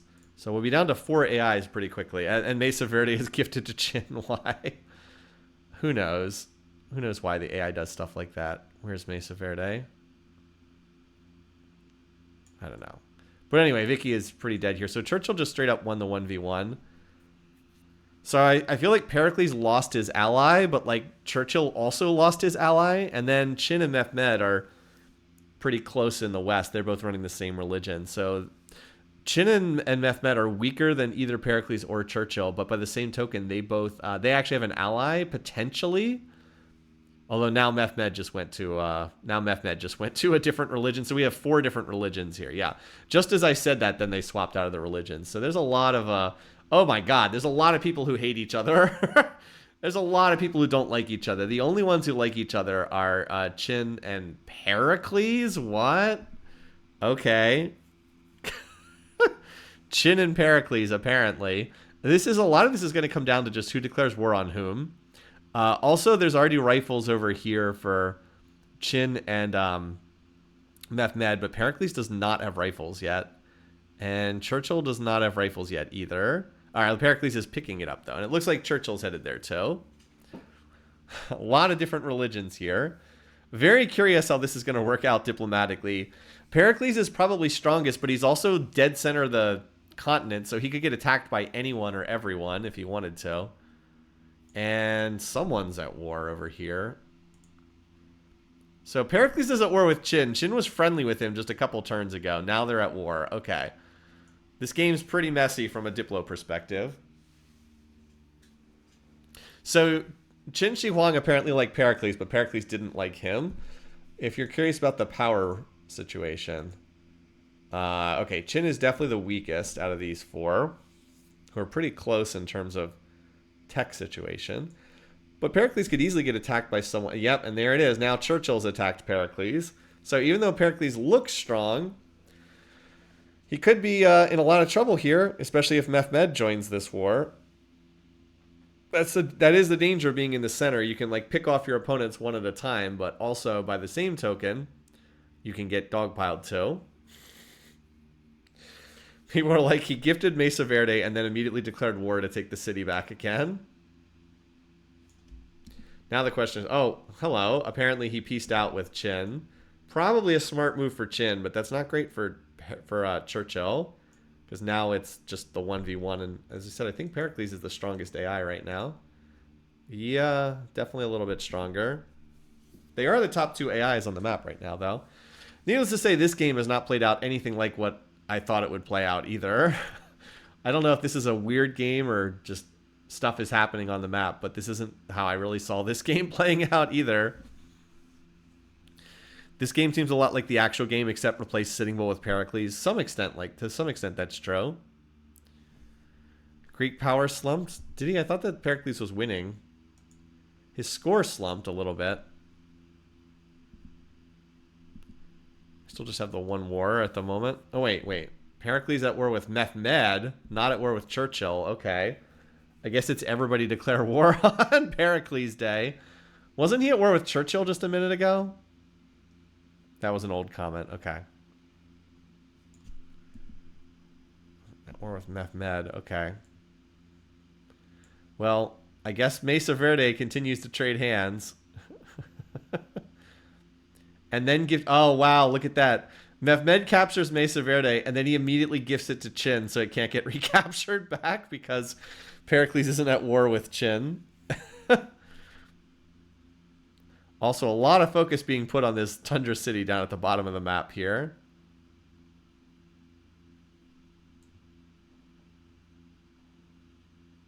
Looks like the city of Kumen was captured. Yeah, just that one war at the moment. Might be good for Pericles, or for Churchill, that he's just staying out of this round of warring. That said, if Pericles does conquer all of Mehmed, he's going to be like kind of the runaway AI at that point. If he does manage to capture all of these cities. I mean, they're fighting at the same tech level. It's rifles and calves for both of them. Churchill looks like he's ahead in tech. Also, why Pericles didn't get education yet is bizarre. I mean, he's a philosophical leader. He gets cheap universities. And now Churchill's declared war on Pericles as well. Okay, this is just the revolving door war, as stated. He's already taken one city, Pharsalus. Trying to push onwards here. Again, same tech level for the moment, although Churchill is building factories. He did slip ahead of Pericles in score, and I think that might be because Pericles he's just done too much warring is really the problem. Too much fighting for Pericles. He's definitely behind in tech at this point. Churchill having factories where he's still on like Renaissance techs is not great for the Greeks. They probably need to peace out with one of these leaders. We might not have enough on turn 350, in which case we can just have the AI continue onwards. He was up for a turn 400 something game. I know, right? Something like that. Anyway, so Pericles is still in the 2v1. But yeah, the tech level is very slow in this game. Very slow. Yeah, I don't think Cavs are going to do that great against infantry. They're not great against rifles in cities, but they're okay. They're pretty bad against infantry in cities.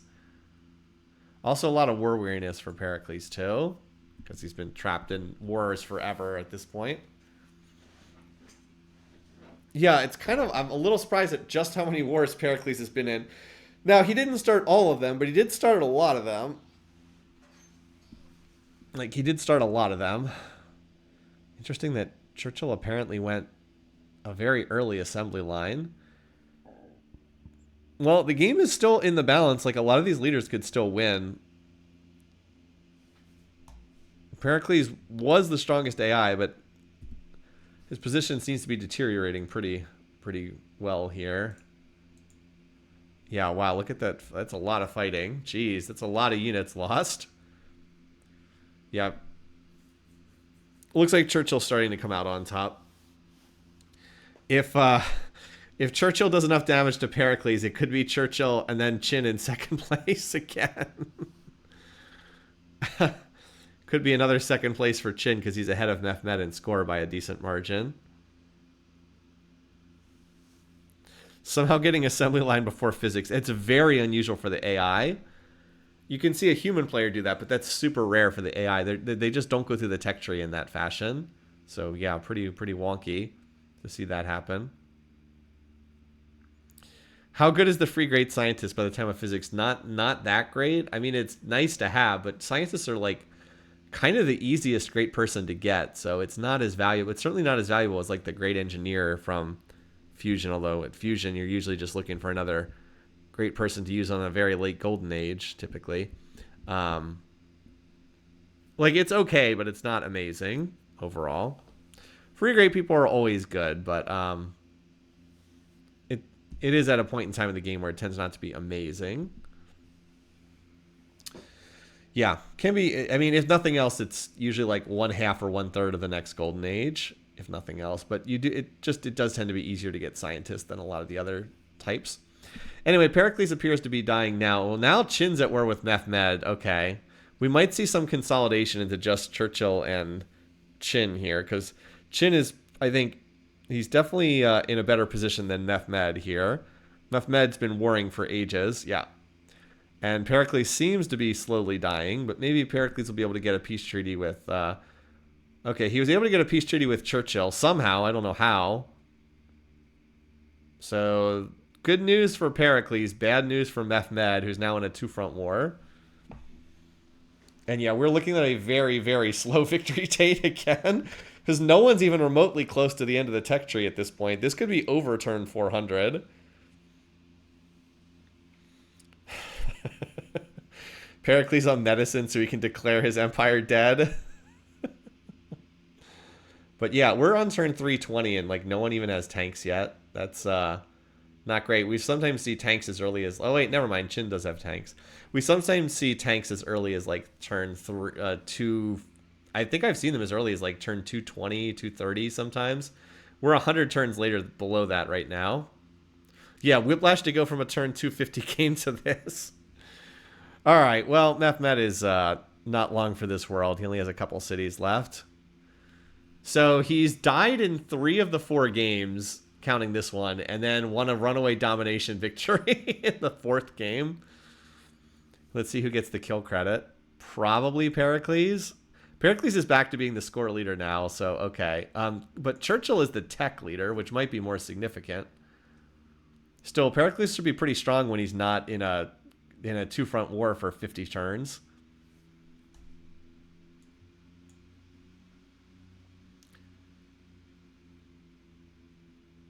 Who's going to get this? Chin, another kill. Okay. Let's see.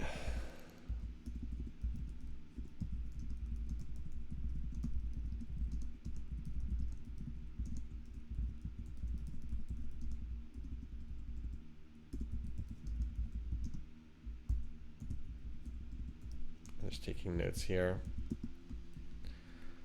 I'm still not sure who's going to win this game, although the shape of the map now looks really weird. Yeah, they're all fairly comparable in terms of tech, from what I can see. And now Pericles is back at war with Churchill again. Okay. But no longer a 2-front war for... Okay, Chin is actually taking over tops of the power graph. Yeah, I honestly don't know who's going to... I was actually curious how these people feel about each other. Chin does like Pericles, and he doesn't like Churchill, so he might come to Pericles' aid here.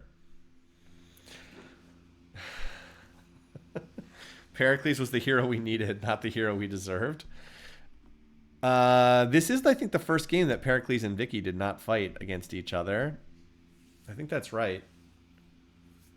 So Churchill has tanks. I don't think Pericles does. I don't think. He's building a lot of artillery and some anti-tanks. Yeah, Churchill seems to be definitely winning this thus far. Pericles is pretty big, though. Oh, and there we go. That's turn 350. Okay. Note our lions popping up here. Our lions just pop up in a random spot on the map. All right, we'll do another 50 turns.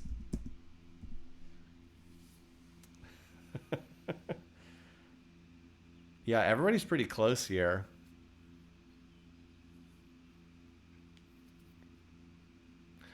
I really don't know who's going to win this game at this point. I really don't know. A lot of hatred built up in this world. I kind of like Chin's position, even though he's the smallest of these AIs. Kind of like his position. Just because he's staying out of this fighting and he could come in later if he wanted to. Chin might win by space, it's true. Now Pericles is finally getting tanks. Well, certainly an oddball game here. Oh, wait, look, there's Chin tanks running across the map. Did Chin get involved in this war too? Yep, all right, Chin declared war on Churchill. I just see a line of these tanks running across the map. This has certainly been an alternate history that's taken a while to run. Because of the slow pace. And the fact that the game, we're already on turn 360. We might have to go a good bit past turn 400 here. Well, this is obviously bad news for Churchill. Because, yeah, Chin, what's with all the tanks over here? Obviously, they do have open borders, right? Yeah, they do have open borders. No, Churchill didn't win the game where Mehmed ran over everybody. So Churchill didn't win that game. How close is everybody to finishing the spaceship, out of curiosity? Churchill. He has a lot of the modern era still to go. Chin is about the same. Pericles is a little further behind.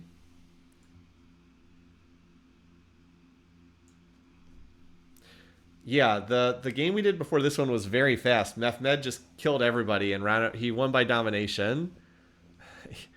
He didn't kill everyone, but he ran over a bunch of leaders for sure. So some of these cities are getting gifted back. Oh, what's this? Now Chin is... So Pericles signed peace with Churchill. Now it's just Chin at war with Churchill. And Chin seems to be taking some of the English cities. He's also gifting some of them back to... Because like he gifted Argos back to Pericles. I suspect he'll gift some of these cities like Thebes and Corinth back as well. If I had to guess. Oh, look at all those tanks. Jeez. A lot of tanks running around. The tech pace is abysmal in this game. It's because there's been so much warring. So much warring, and the only financial leader died pretty quickly.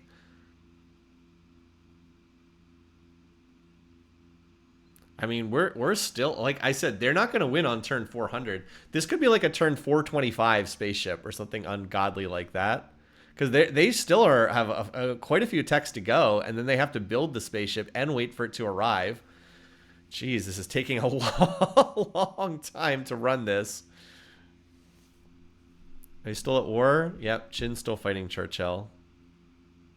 He kind of took the border city. No, he still hasn't taken all of them. He took Pharsalus and Mound City. But it seems to have... It looked like he was trying to kill this city, Hastings, and it came up short. I think Churchill is the tech leader, but it's still hard to say. Pericles is a little bit behind. I think Churchill's slightly ahead of Chin, but my God, this is such a slow game. I'm kind of glad we didn't get this game for the live stream. This would have been even worse. Not really a space race, a space jog, or a space leisurely saunter. Sure are taking their time.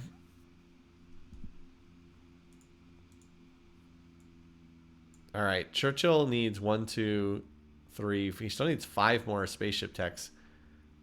And Chin needs about 1, 2, 3, about the same. Are they both on robotics? Yeah, but Churchill's like finishing it and Chin is starting it. Is Churchill still going to win this game? I mean, he is ahead in the space race, which is kind of all that matters right now. Well, he isn't back in the but he's back in the two-front war again. Oh my God. Back in the two-front war again. So I don't know if he can win the space race because of that. Oh, look at all this. So much fighting taking place. And of course, there's so many units on the map that each turn takes a while for my laptop to process. I think that this might be that Churchill just takes too much damage from this two-front war, and then Chin like limps over the finish line, maybe? Churchill's capital is far enough back here. I mean, if he loses his capital... Oh, and we see some nukes coming out, too. If he loses his capital, any progress he's made towards the spaceship gets destroyed. Churchill nukes will save him, maybe. I mean, he's lost the border cities. Now they're kind of hitting some of his core cities. Like, is Coventry going to fall here, or is there enough? No, it looks like he had enough to push back. So it's just like all this fighting, but it's not even like leading to any kind of conclusive results. It's just a lot of killing and techs very slowly getting researched on every side. I think we've got another 30 or 40 turns until the spaceship. Because they're still not that close. We actually made it to the turns ticking down here. Now, I don't think we can get to time victory. I'm pretty confident that someone can win before we hit time victory. But, like, we're not that far off the time victory. Oh, uh-oh. What's that? Oh, no. That's not good. Uh-oh. Why were we defeated? Uh-oh.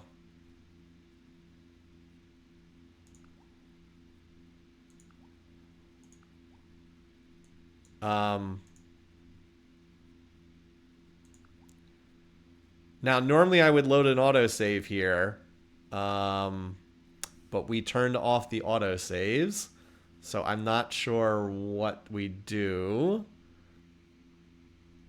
I'm not sure why it didn't let me continue here. Like I said, normally I would just load an autosave and then just continue, but unfortunately we turned off the autosave, so I'm not sure. Yeah, it might have happened that the lion appeared and died instantly on the same turn. Unfortunately, I don't have an autosave, so I can't. That's the problem with turning off all the autosaves, is it makes the game run faster, but now there's nothing to load because we weren't saving the turns is the problem.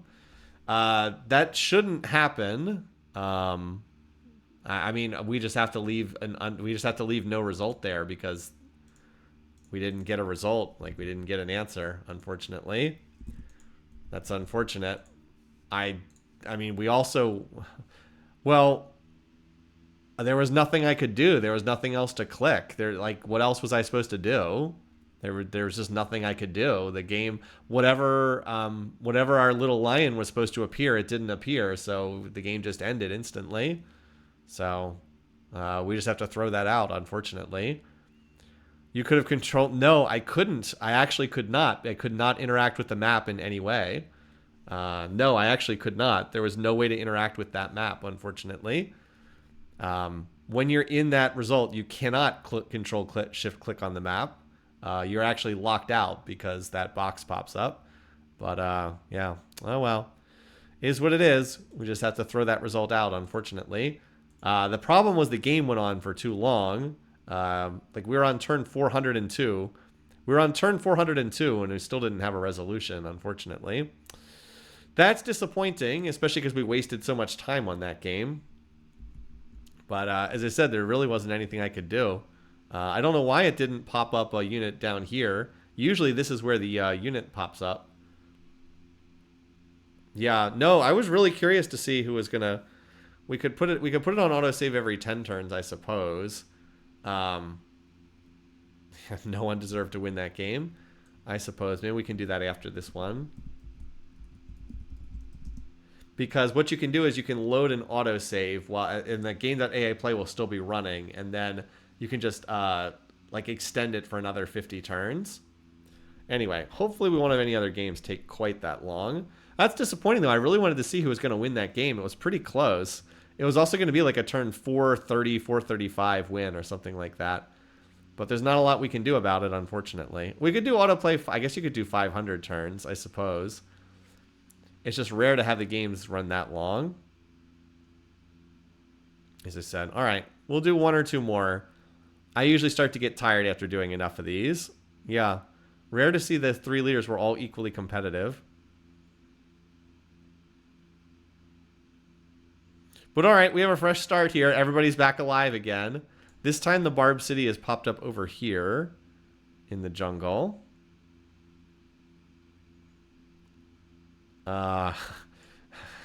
Looks like there might be some border tension here between Victoria and Pericles. Although Vicky and Pericles do have the same religion this game. It's one of the defining features is whether these two have the same religion or not. Yeah, they're pleased. They're not quite pleased with each other, so they can still get involved in a tangle there. Everybody looks fairly close in this game.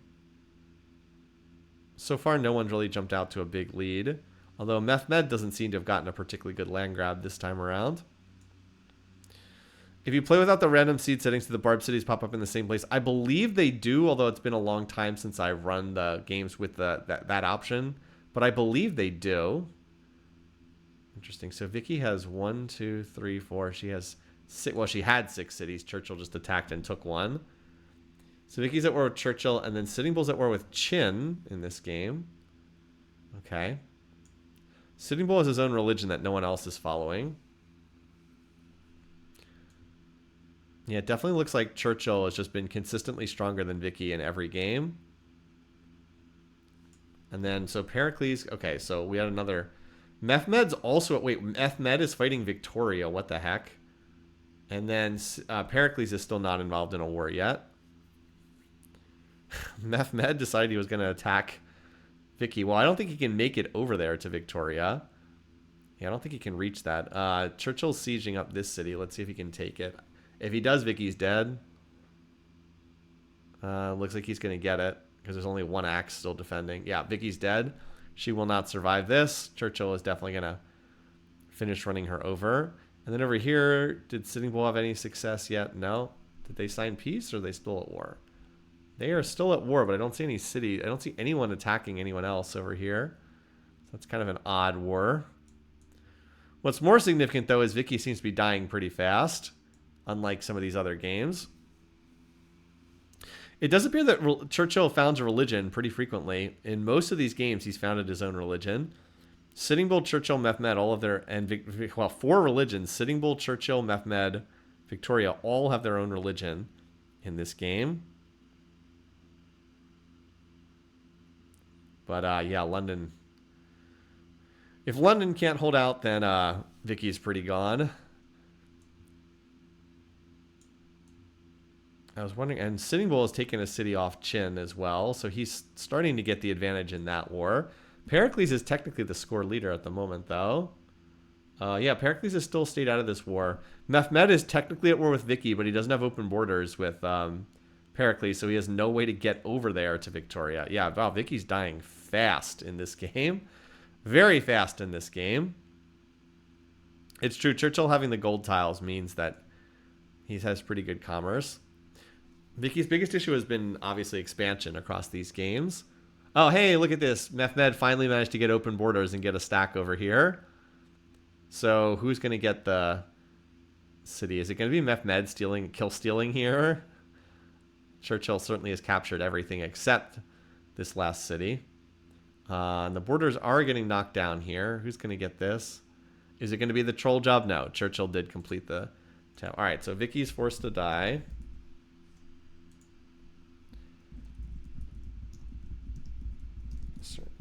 Vicky early.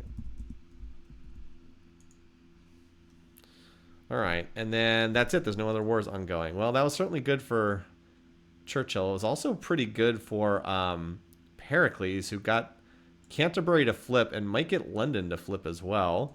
Well, Pericles actually arguably got more out of that than Churchill because Pericles didn't have to fire a shot and still got more territory. Got at least 2 cities out of this. Also, I love the 1 ocean tile there. Just kind of hanging out there by itself. Next time that autoplays run out, do a manual save. Again, I can't explain how to tell you guys. There was literally nothing to do other than click on. There's literally nothing to do other than click on the go to main menu. You literally can't interact with the game in any way at that point. Unfortunately, I would have liked to have continued that, but there was nothing I could do. I can't click on the map. I can't interact with anything. It's literally just click this button to go to main menu, and that's it. Strong Pericles again. Oh, in the gap where you set it to 50 more turns. Fair point. Maybe. So Pericles has gone to war with Churchill. So these two are at war. I mean, I guess it makes sense. There's some real border tension there. Looks like Churchill is the top power at the moment, although Pericles isn't far behind. Reasonably close. Churchill's going for early rifles, though, so I kind of like his situation a bit more here, because I mean, assuming he's on rifling tech, which I think he is. He'll have redcoats pretty early, and I don't like Pericles for that. Look at this religious situation. Churchill, I guess, technically is the same religion as Qin. Everyone else has their own religion. Pericles picked up his own religion as a result of getting Canterbury to flip to him. And Churchill does seem to be winning because he took over this city. I don't know how he's going to hold this city. You would think the AI would attack this city, but no. They run up the coastline to take this city instead. And Qin is at war with Sitting Bull. Well, I definitely favor Sitting Bull in that matchup. Although it's close enough that it's hard to... Well, Qin took this city off him, so maybe not. Actually, Qin took 2 cities off him. So maybe I'm completely off here. Sitting Bull seems to have been caught unaware. Yeah, Sitting Bull got caught. Now he's below Qin in power. Okay, I mean, it just looks like Sitting Bull has way more territory, but maybe Maybe he's not using it very effectively. China does have the Choco News, which are pretty good unique unit. All right, Churchill just picked up Redcoats, so that should be a pretty big power spike for him overall.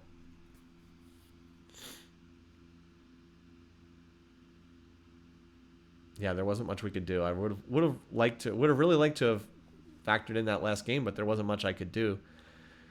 We hit the end of the autoplay, and instead of being able to run more turns, it just instantly said we were defeated, and that was that. I have had that happen before, but not often, and I've usually just reloaded from an autosave. All right, so Warwick was recaptured back. I will say that this war is eating up a lot of resources for Pericles and Churchill that could have gone into like development instead. So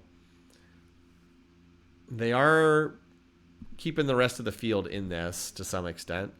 I would think that the Redcoats would make a big difference, but so far, not really a lot has changed. All right, that's a Canterbury changed hands. So that's something. Otherwise, though, they have been relatively stalemated, unless that last trade pulled, what's his name? Pulled Churchill ahead. All right, yep, Churchill pulled ahead there. The Redcoats definitely are an advantage, although Pericles is apparently headed towards rifling too. I would have thought that they would be more of an... Yeah, Pericles got rifling in a decent amount of time. Like, he didn't delay it Willem to Willem levels or anything like that. The question is, how much damage is it going to take before he can get rifles in place? It looks like he might lose the city of Argos, which is under siege right now.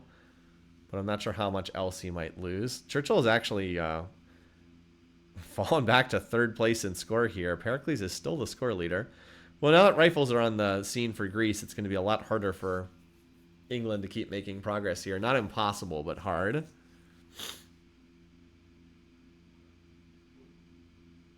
So we'll continue to watch the only ongoing war here.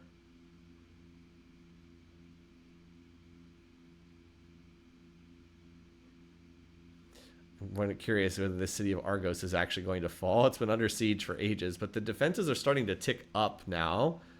So it looks like that attack has not succeeded. Given that, and yeah, they are still the only ones fighting. Surprising that Sitting Bull, Chin, Mehmed have stayed relatively peaceful. I mean, there's a lot of different religions over there.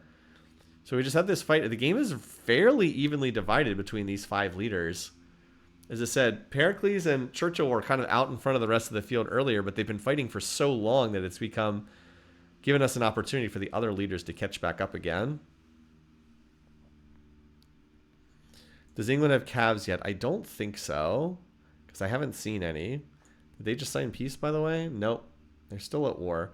Now Sitting Bull's going back to war with Chin again. Hey there, welcome. PC Geek 1972. Glad you could drop in on live. All right, so who's stronger between Chin and Sitting Bull? They just went to war. They both have rifles. You can see the rifling spikes. They're pretty comparable. Pretty even between the two of them.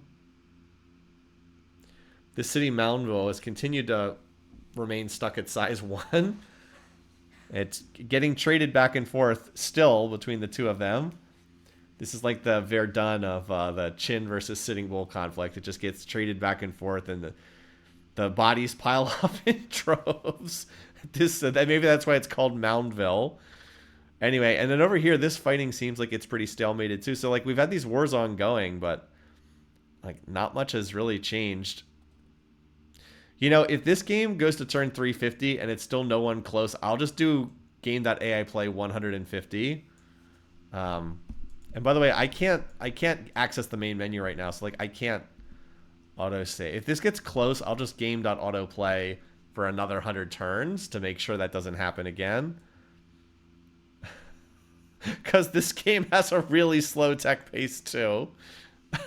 We're on turn 250 and people are still like barely entering the industrial era. Well, I think that Sitting Bull is getting the edge in this war. At least Moundville is back on his side again. Meanwhile, over here, Canterbury and London have been fought over like for ages and ages. Someone poked Mehmed with a stick. Yeah, Mehmed is just too small. He has 1, 2, 3, 4. He has 6 cities. That is nowhere near enough. So even though he's, or 7 cities, he has that one on the northern peninsula. So even though he's been at peace and like not wasting resources on units, he's still so small that like it's hard for him to really do anything. All right, Sitting Bull captured a city off Chin in addition to Moundville, and it's still just those same 2 wars going on. I am definitely thinking that these leaders are pretty terrible as a group. Once Victoria is out of the game, any possibility to like tech at any speed just disappears, and these games just go on and on and on. This might be the last game we do just because these games are taking so long to play out. Very, very long to play out. And since it's on stream, I feel obligated to do commentary.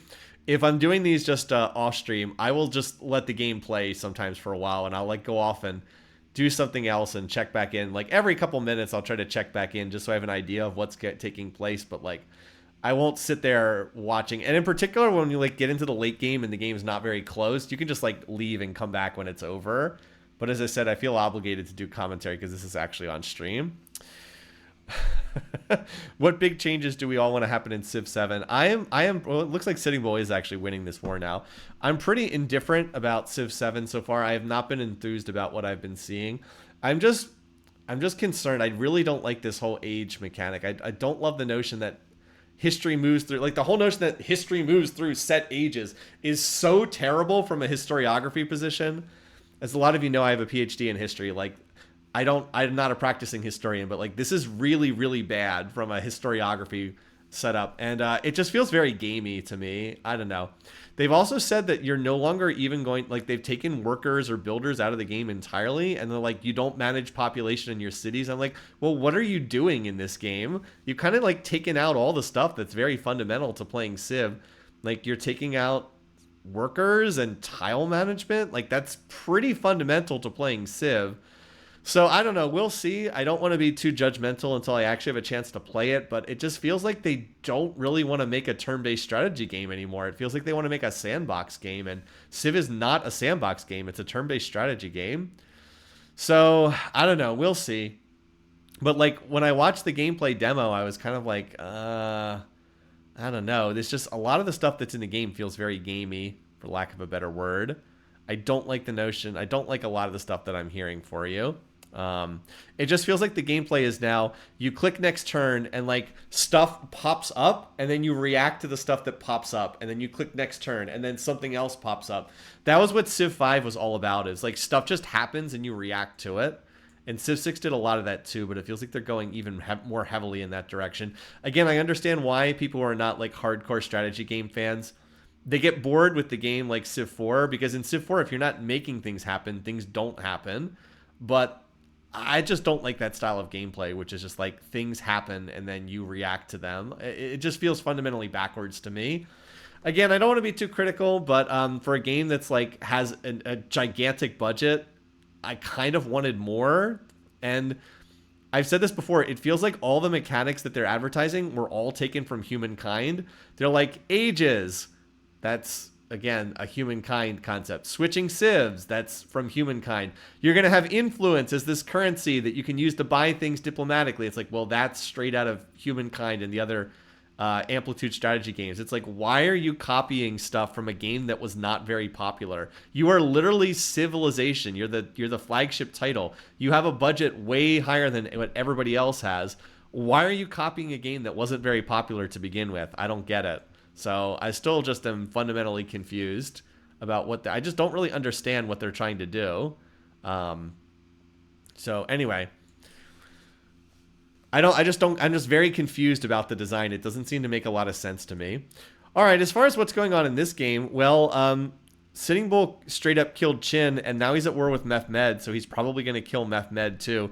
The Pericles versus Churchill war has been stalemated like for ages, but it does look like Pericles has got the edge because he's about to unlock tanks, and Churchill's still doesn't have factories yet. So it looks like Pericles probably is going to eventually win. They've been at war literally forever. So I suspect we're headed towards Sitting Bull and Pericles as the last two AIs, but we shall see. Did Amplitude have games? Did Amplitude have hexes before Civ? I don't know. I honestly don't even like the hexes that much. I realize that they're like now that's become the industry standard, but I kind of like the square tiles more personally. I don't hate hexagons, but I just kind of like the square tiles more personally. I think that people are like way too in love with hexagons. And of course, obviously the other problem is Civ needs to move away from the 1 unit per tile system. It's just a bad fit for the series. I realize that they are in love with this ever since Civ 5, but it's just a bad fit for the series. Like, Civ's a game about big scale stuff, and you trap yourself into small scale by doing 1 unit per tile. It's just a bad idea. And like, now their idea is we're going to have these great generals or commanders or whatever they're called now. And they're like, but with commanders, you can stack all the units together. It's like, congratulations, you rediscovered stacking, which has been around since like stacking's been around for decades. So they're like, it's a new innovation. It's like, okay, no, it's not. But yeah, anyway, I mean, the hexagons are fine. It's just like people act like they're this great innovation. I'm like, it's not really that different, honestly. It's pretty much the same thing. But the reason why I like it is the city borders are just a lot neater with the squares. With the hexagons, the city borders look bizarre. They're so blobby and weird. I just, aesthetically, I don't like the way that they look. So it's a minor thing, though. I don't really care about that, but I do care about the fact that we are apparently still locked into 1 unit per tile in Civ 7. Even I just think it's a dead end for the series. I don't think it works. Anyway, we're getting close to the game.ai play running out, so we're just gonna activate it for another. We'll just activate it for another 150 turns, just so we don't run out again. This rant is entertaining. Yes, let's keep ranting. If you really want to see me ranting, read my stuff on Civ 5, because I did not care for Civ 5. I had a lot to say on my website about that. But yeah, anyway, we're just trying to kill time here and whatnot. Everybody has different tastes. I understand. Not everybody has to agree with me. There are some things about Civ 4 that are kind of dated, like anarchy turns when swapping civics is pretty dated mechanic. It's better than the cities revolting. It's better than the anarchy in like Civ 3, but some of the mechanics are kind of dated. And yeah, it's a little bit silly if you play on a big map and you have like 150 workers running around to your 55 cities. Like, that definitely gets tedious. But that's why I tend to play on. I just get around that by playing on smaller maps. I just try to play on smaller maps anyway. People can have different opinions. I am not 100% right. I'm just explaining the way I feel about these games. I like Civ 4 a lot. I like Civ 3 a lot too, even though Civ 3's mechanics are pretty outdated. And I actually liked Civ 6 a lot too. The big problem with Civ 6 is the AI can't play the game. I really enjoyed the mechanics. Civ 6 is a pretty good multiplayer game, but the AI just can't handle the mechanics at all. And I think that they made the game worse in the expansions because they bloated Civ 6 with a whole bunch of stuff it didn't need, like loyalty, which is a terrible mechanic. So I'm not just inherently opposed to newer games by any means. I like a lot of newer games.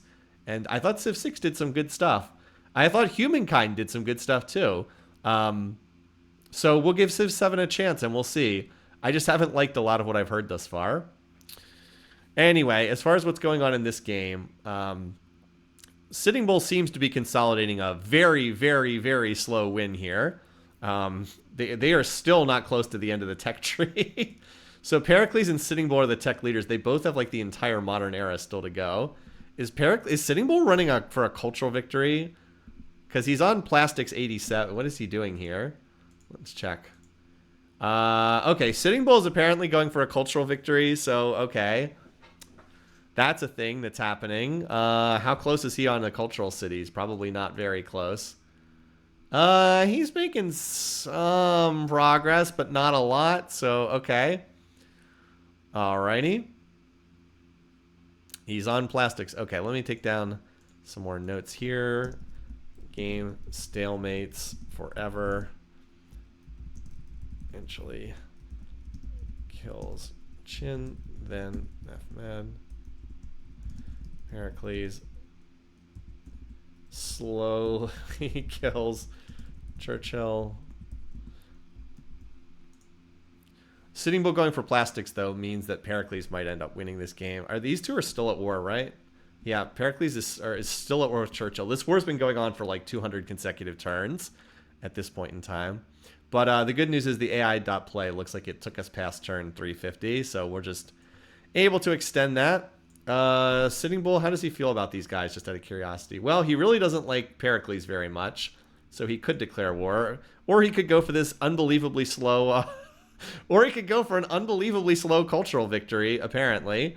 He's online for... I bet it's going to take him like another 80 turns to get there, or something like that. One more game? You guys want one more game? Maybe we'll have time to do one more. This will be game number 4, so maybe we could try to do game number 5. Anyway, I mean, I personally did not like Civ 5, but it sold really well. Like, it was a big success commercially. It definitely, I mean, it outsold Civ 4 by a lot. Like, it was not even close. I believe that it's the top-selling Civ game, but I didn't think it was a very good game. I really didn't think it was a very good game overall. But it definitely hit the market. It definitely hit... It was a really good... Let me put it this way. Civ 5 is a great game for people who don't play a lot of strategy games and just want something that's like really relaxing and chill and fun. Like, and it hits that mark, and it hits it really well. Like, you don't have to build a lot of cities. You don't have to build workers. You can just kind of build 3 or 4 cities and click there and hit next turn, and the game tells you that you're great and you're awesome. And the AI will probably attack you, and it'll do so really stupidly. And you can just have your archers sit there and go pew, pew, pew, and kill the AI when it walks in, because the AI is a moron. And then after like 300 turns, you win the game. And like, that's what that really hit a lot of players. But it's one of those games where if you are like a strategy game enthusiast and you really dig into the mechanics, you realize none of them make any sense and they don't work. I'm not trying to be mean. Like I said, a lot of people love that game, but if you start to dig into the mechanics, they all fall apart and they just don't work at all. So that's why I didn't care for the game very much. Civ 6 is a little better. The mechanics are better in Civ 6. The problem is the AI can't play them in Civ 6. The AI actually plays the game better in Civ 5, but the AI can't play the game in Civ 6, unfortunately. Yeah, old man yells at Civ 5. It's true.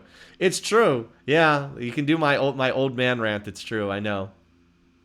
But by the same token, Civ 5 absolutely falls apart if you know what you're doing. It's just the game doesn't work at all. So, like, global happiness as a mechanic just does not work at all. By the way, that's another thing I'm really, really concerned that Civ 7 has decided they want to bring back global happiness, which I view as one of the worst mechanics in Civ history. Anyway, so you certainly, those of you who watch the stream, I know a lot of you are familiar with my thoughts on a lot of these things. And I want to be clear, you do not have to agree with me.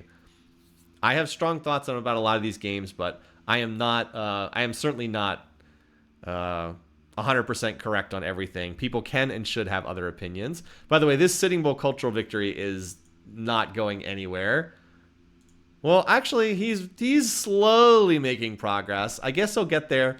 Looks like he'll get there around turn 410, something like that, which is probably going to beat Pericles to space. So, yeah, Pericles has got ages to go still. God, this is a slow game. What are my thoughts on Aura? I don't know what Aura is, I'm afraid. I don't know what that is. Yeah, the single worst mechanic in Civ 5 is that every city makes your tax more expensive, and social policies. Civ 5 doesn't have civics as social policies. It is just the worst idea because it makes expansion kind of pointless after you get past a handful of cities.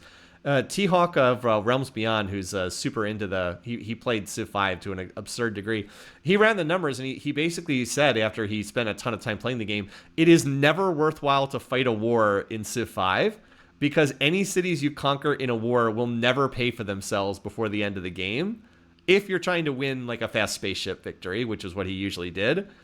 I mean, think about that. This is a civilization game where it is never profitable to go to war and capture cities. Like, what kind of a mechanic is that? It's completely crazy. But like, he was like, it never... Oh, they actually signed peace.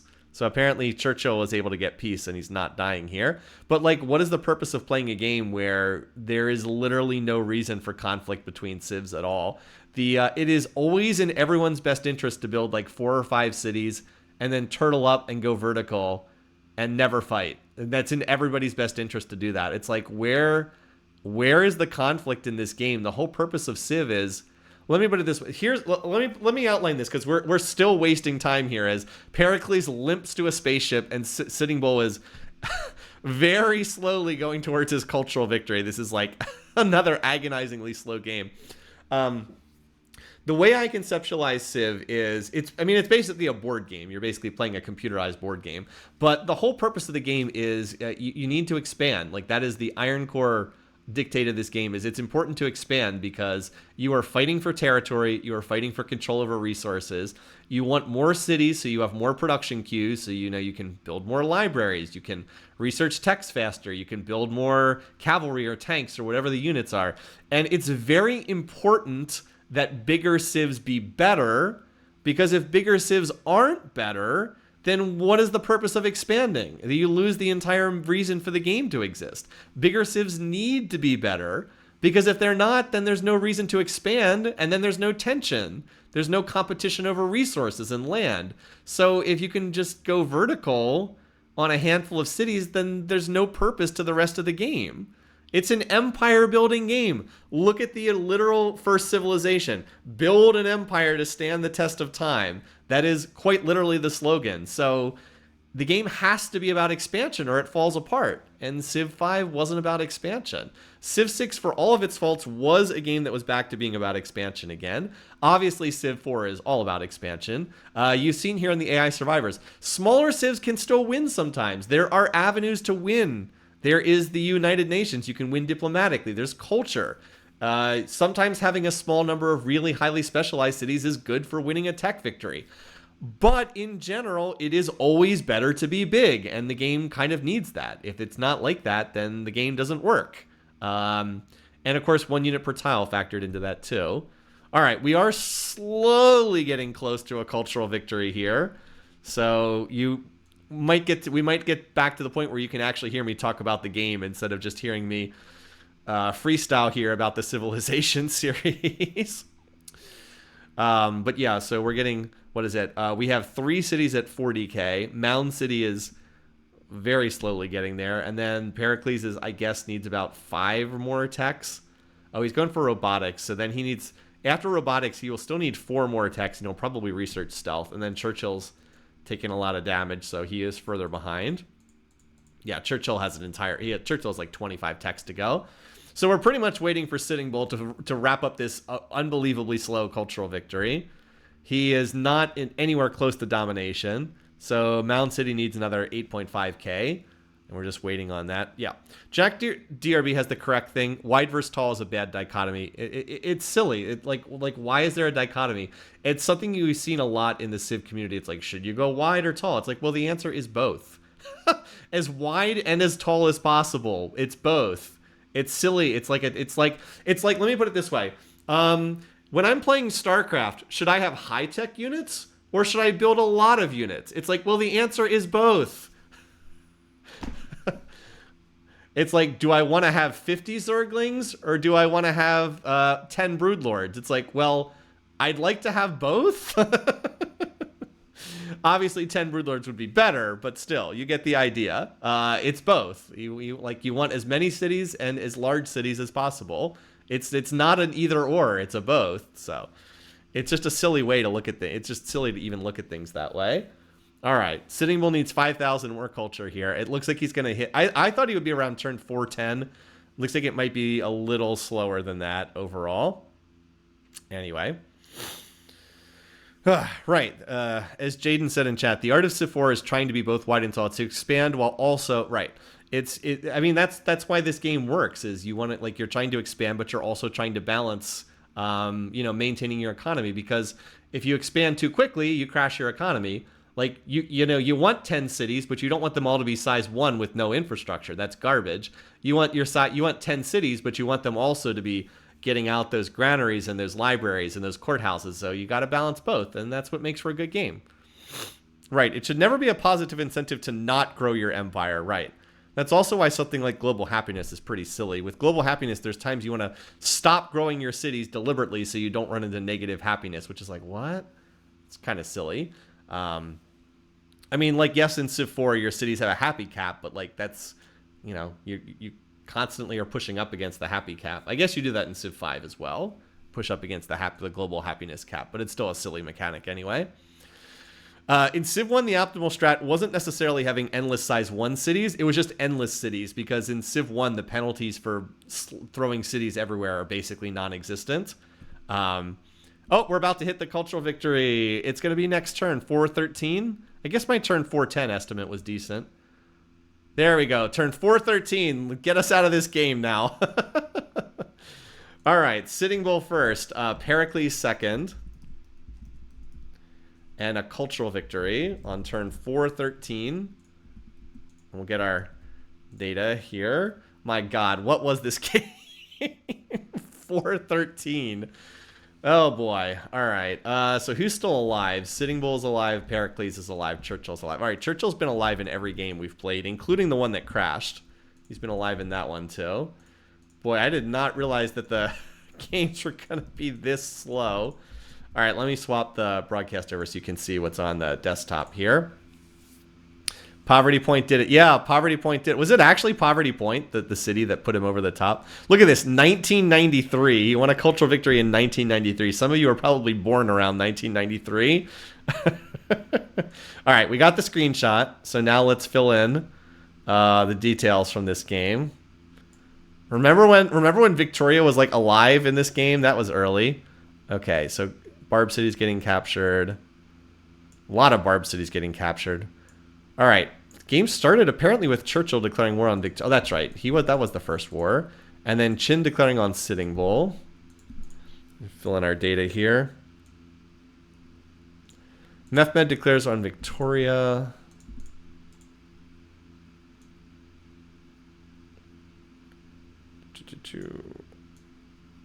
Not a lot of peace trees. All right, England was the first to die. I remember that on turn 800. So that was turn 150. Nice round number there. That was the first game Vicky actually died, and Churchill picked up the kill. So we got one. Oh, we need to add the score points. Sitting Bull was first, and Pericles was second. The finish points, I should say. All right, Churchill declares war on. Oh, and this was the start. The Churchill-Pericles War. It started on turn 1130 and then went on for 200 turns after that. All right, Chin declared war on Sitting Bull. That war also lasted a long time, but eventually did finish at some point. All right, captured cities, captured. Eventually, this is going to end with Chin dying. Oh, apparently it was another war. Sitting Bull declares war. Apparently they signed peace and then went back to war after that. Captured. More captures. All right. How long did this war last? All right. Mehmed declared war. Okay, this was really dumb. Mehmed apparently declared war on Sitting Bull right before Chin died. Yeah, literally like 2 turns before Chin died. 1872. That is turn 306. But with that, we weren't close to being done at that point. We had a long way to go after that. So now we had Mehmed slowly die in this game. All right, Ottomans destroyed in 1932, which is turn 352. Oh my God. And Sitting Bull got that kill as well. Was there anything else in this game that happened? Churchill and Pericles. So they started the war in like 1150 and it ended in 1951 AD. That's how long that war took. And I think that's it. Okay. 7 wars. We had 7 wars. All right. Sitting Bull first, Pericles second, Victoria first to die. A 413 cultural victory. Oh my God. All right. Well, since the game is still clicking in the background, apparently Sitting Bull is killing Pericles. Let's go. Excuse me. Let's go. We have to close the window and relog. Oh my God, that game took so long. Well, at least we now know that the correct thing to do. Oh, excuse me. We'll do one more. We had the request for one more to get us up to 5. If it looks like it's about to run out, I just add another 100 turns or something to the AI play. I'm hoping that it won't last. I'm hoping that a lot of these games end before turn 350. Yeah, the 800 Years War. All right. We'll do one last one. We'll see what nonsense the AI can get up to this time. Let's see what happens. Alrighty, so we actually have game details to discuss now. This time Sitting Bull took the northwest spot. He's also taken that northeast spot a bunch of times. As I said, the land fills up fastest over here, so I've been trying to watch this part of the map. We still have not seen a game where Victoria managed to slip through to like this part of the map. Every time she's either been blocked or a Barb City has popped up. This time she did get the northern spot from Pericles, though. This time Pericles went further west. Look at that city. That city was unhealthy at size 1. What the heck? There's also a Barb City here.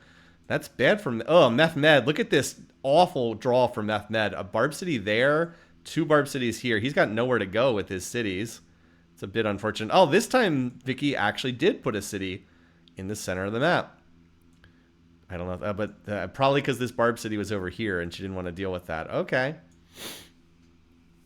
I think Vicky will win. I think she'll win a couple games just because she can definitely win a game if she gets left alone and ends up... She only needs like 8 or 9 cities and she can win a space or culture victory without too much trouble. So I think she'll win at least some of the time. Just hasn't lined up for her yet. Oh, she's at war. She just took a city off Pericles here. Okay. And then Churchill's at war with Mehmed. What is with this? Churchill's at war with Mehmed. Churchill just took these... Churchill just captured 2 cities over here. What is with these Churchill cross-map invasions? This is so bizarre.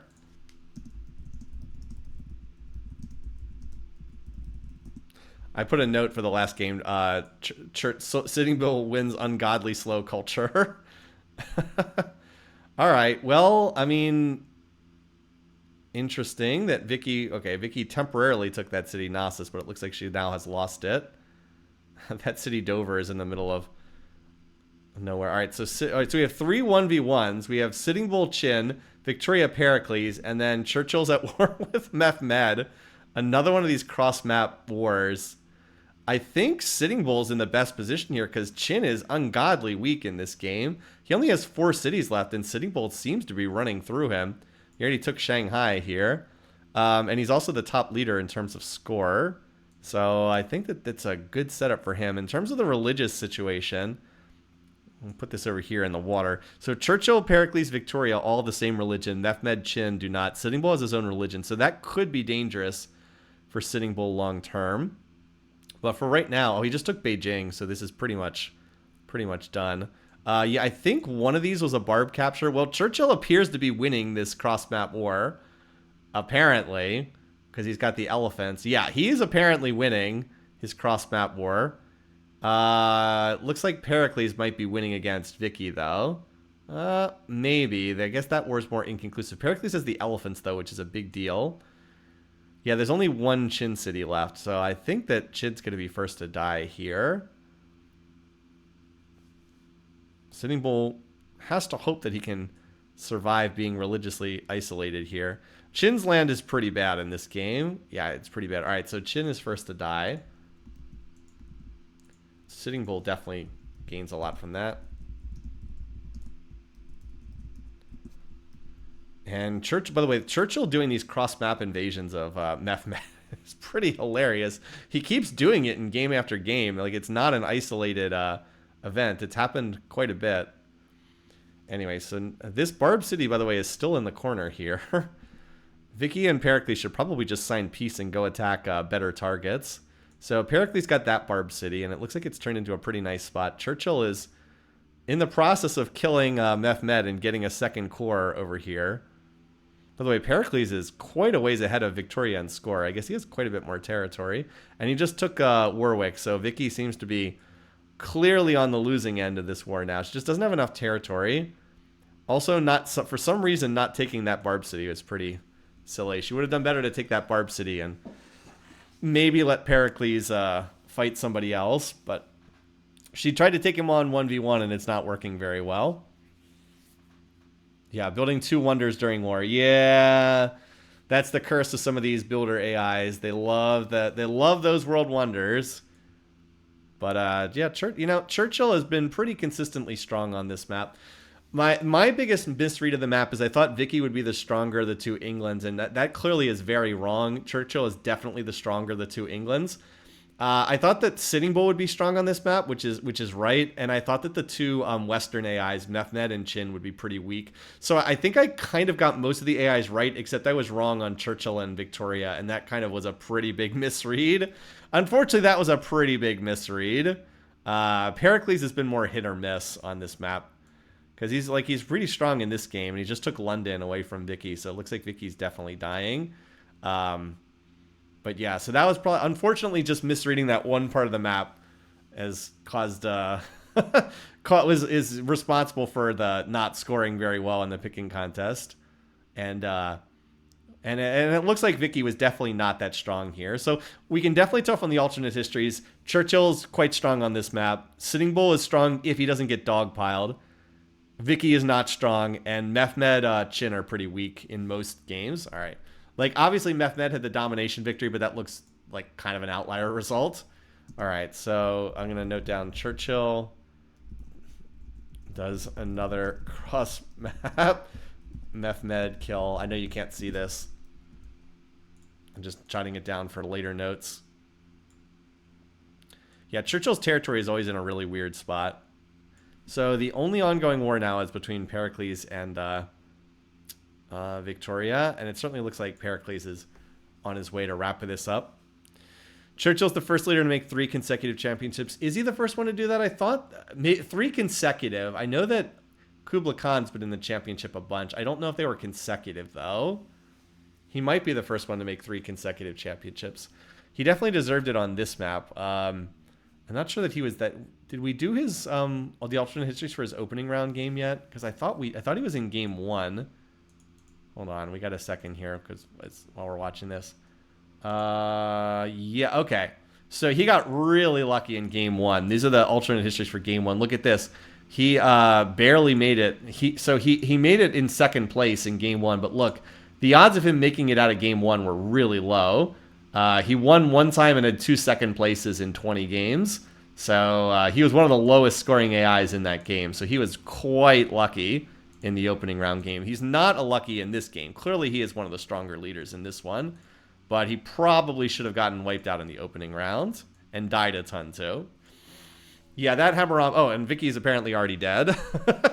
By the time I click back, she was already dead. All right, I'll note down that Pericles got the 1v1. Pericles solo killed Vicky. So now we've got 3 AIs, each of whom has absorbed another AI. It's interesting that Churchill's ahead in score, even though his territory is like the funkiest out of these 3. Churchill and Pericles have the same religion, so that might help them out here. Well, Churchill was pleased. Okay, yeah, that's a big edge. I definitely give the edge to those 2 because they will not fight each other, but they would both fight Sitting Bull. So that's not good for the old Native American leader here. It's very good odds he's going to find himself in the wrong side of a dog pile here. In terms of power... Just check real quick to see who's where. It's pretty close. Pericles is a little bit behind. That jump up is the Redcoats from Rifling Tech. Sitting Bull does not have rifles yet. We'll see if it ends up mattering. If he ends up being in a war. Well, apparently it does because he's in a war with Churchill, just like that. He appears to be going in the direction of rifles, but he doesn't have them right now. So a little bit behind. Big issue for Sitting Bull is I fully expect Pericles is going to dogpile in here, and then that's going to be that. Back-to-back seasons, we've had Hammurabi win game 1 in a very absurd, crazy way. If he's in game 1 for season 9, time to pick him again. Yeah, I don't know. He shouldn't have won his opening round game in season 7 either.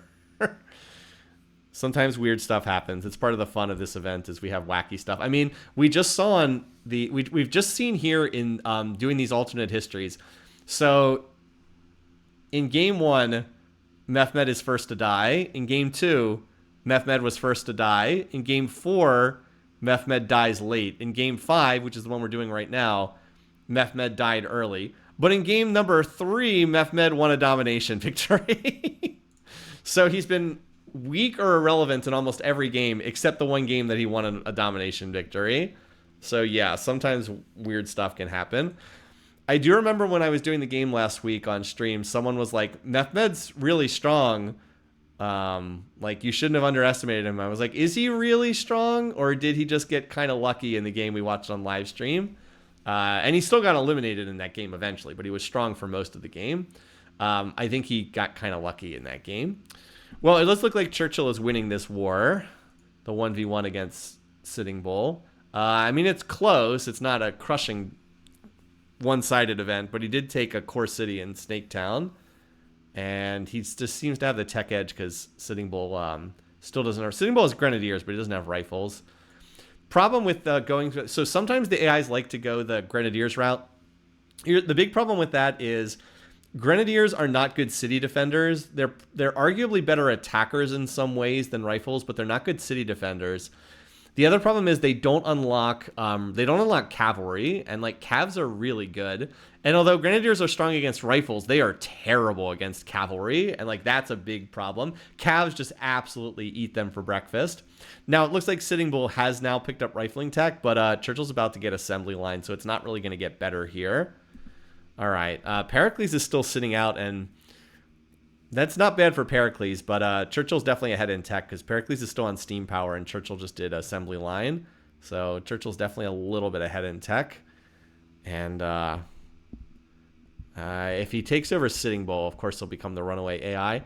But if Sitting Bull drags the war out for a long time, Pericles could actually catch up. Still, it doesn't look like the war is going to protract in a stalemate because Poverty Point just got captured. And these are some very juicy lands that Churchill could be opening up here. He needs to take a couple more cities because like right now the cities he's captured are not going to give him anything because they're all culturally crushed, but like if he starts taking these other core cities, then that culture will disappear and he'll have some pretty nice stuff. Yeah, I mean, he just took another core city in Nanjing, so looks like Sitting Bull is on the outs from what I can tell. I mean, yeah, Churchill I think is definitely ahead in tech, and he's going to be ahead in land after this, so I think we're headed towards a Churchill 1, Pericles 2. Probably, but we still have obviously a ways to go. Yeah, there's these two really hate each other. Pericles is please locked at the moment, so he is only +1 with Churchill. They have the same piece weight though, so even at +1 they're pleased. Right now, -2 for your spy was caught causing trouble. If Churchill continues doing idiotic things with spies, that could drop to the point where they fight each other. Could be. About the only way Sitting Bull survives is if Pericles comes and attacks Churchill, but he literally can't declare war on him right now. Also looks like Cahokia is going to fall. Yep, there it goes. And yeah, so now some of the territory is starting to open up down here, and these cities will start becoming more valuable. Yeah, rifles don't do very well against infantry, to say the least. They don't do that well. Churchill's also not far away from tanks, and tanks just, tanks against rifles is it's like cavalry against longbow. It's just too big of a mismatch. You're 2 generations behind in tech at that point, and 1 generation behind is already bad enough in Civ4. When you fall 2 generations of military tech behind, it's an absolute slaughter. So, yeah, cavalry against longbow is one of the infamous you get run over matchups, and tanks against rifles is another one of those. It's because you tend to stay on longbows and on rifles for a long time, or a fairly long time. Longbows longer than the rifles in Civ4. Tanks in some ways are even more lopsided because tanks have the innate blitz, so they can attack twice.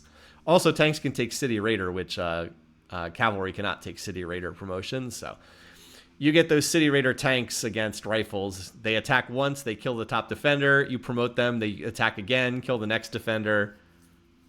It gets ugly really fast. Plus, if you have tanks, you probably have some air support as well, which makes it even uglier. But anyway, long story short, Sitting Bull was quite strong, but he's dying now. And at this point, there's no way to respond. There's no way to recover from this. Only thing that could happen would be Pericles piling in on the other side. And that could happen. Pericles is down to 0, so he's cautious now. Sure enough, it was another spy causing trouble, as usual. Problem is, by the time that Pericles would get involved, I think Sitting Bull is going to be just about dead by the time that happens. Still, could happen. And it also looks like we are not going to have some absurdly late finish because the tech is moving along at a solid pace. I wouldn't say fast, but moving along at a solid pace here. And yeah, Churchill looks like he's in the process of consolidating another win. If he wins this one, it's 3 wins in 5 games, and then 4 wins in 6 games if you count the actual live stream game. So it does look like we're starting to move towards an early conclusion that Churchill might be the strongest leader on this map. I think it's still too early to say, but I think it is clear to say he's one of the strongest leaders on this map. We'll need to run more map iterations to know for certain, but clearly he is... Clearly, he was probably the best pick to win the game. Obviously, he did win the actual live stream game, but that you can have the person who won the live stream game still actually be a poor pick. Like, Hammurabi was a bad pick to win game 1. Hammurabi was not the leader to pick to win game 1, even though it actually happened. It was a bit... If you had him for first and you got the pick, you should still feel bad for yourself. No. It was not a likely outcome. We'll put it that way. Yeah. You should feel bad about yourself. No. Anyway, now there's tanks in place for Sitting Bull. Also, Pericles looks like he's going for culture. So, yeah, Pericles is going for culture. How close is he? Not that close. Polynesian only has 10K. This is apparently one of his top cultural cities. That said, you know, Churchill's not that close to the spaceship yet, so maybe Churchill is... I don't think this is quite enough for domination. I think he gets caught a couple percentage points short. I don't think this is going to be quite enough. The other thing that hurts him is if Pericles running 100% culture on the slider, that means Pericles' borders are going to balloon out a little bit more than normal. So that's going to be a little... Oh, never mind. Now they're at war. Okay. It looks like Pericles decided to declare war because Churchill would not have started this war already being in a war. Well, I don't know if that was the best decision there, Pericles. Yeah, that was not a good call. Will this last city get finished off or will it get ignored? What was the game we played where someone survived with the one city? It literally was one city with 0 units in it and it still survived. Might end up surviving, though, because domination is not far off right now. Taking the city would actually get Churchill a lot closer to domination. Because look at how many tiles this city is eating up. But at the moment, he's not really advancing on this city. Let's see, though. Never mind. He has some infantry moving forward here. There's no defenses. These destroyers knocked out the... That was... Catherine, right. Catherine. She survived with the one city. Well, we'll see if this city gets attacked. All right, paratroopers are landing. That means it's going to get attacked. Run away, the escape caravel. The escape caravel.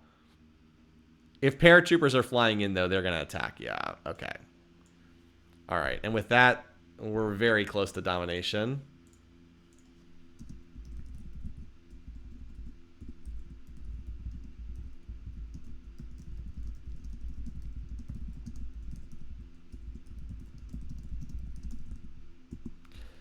All right, so this will be Churchill first, Pericles second. It should be domination.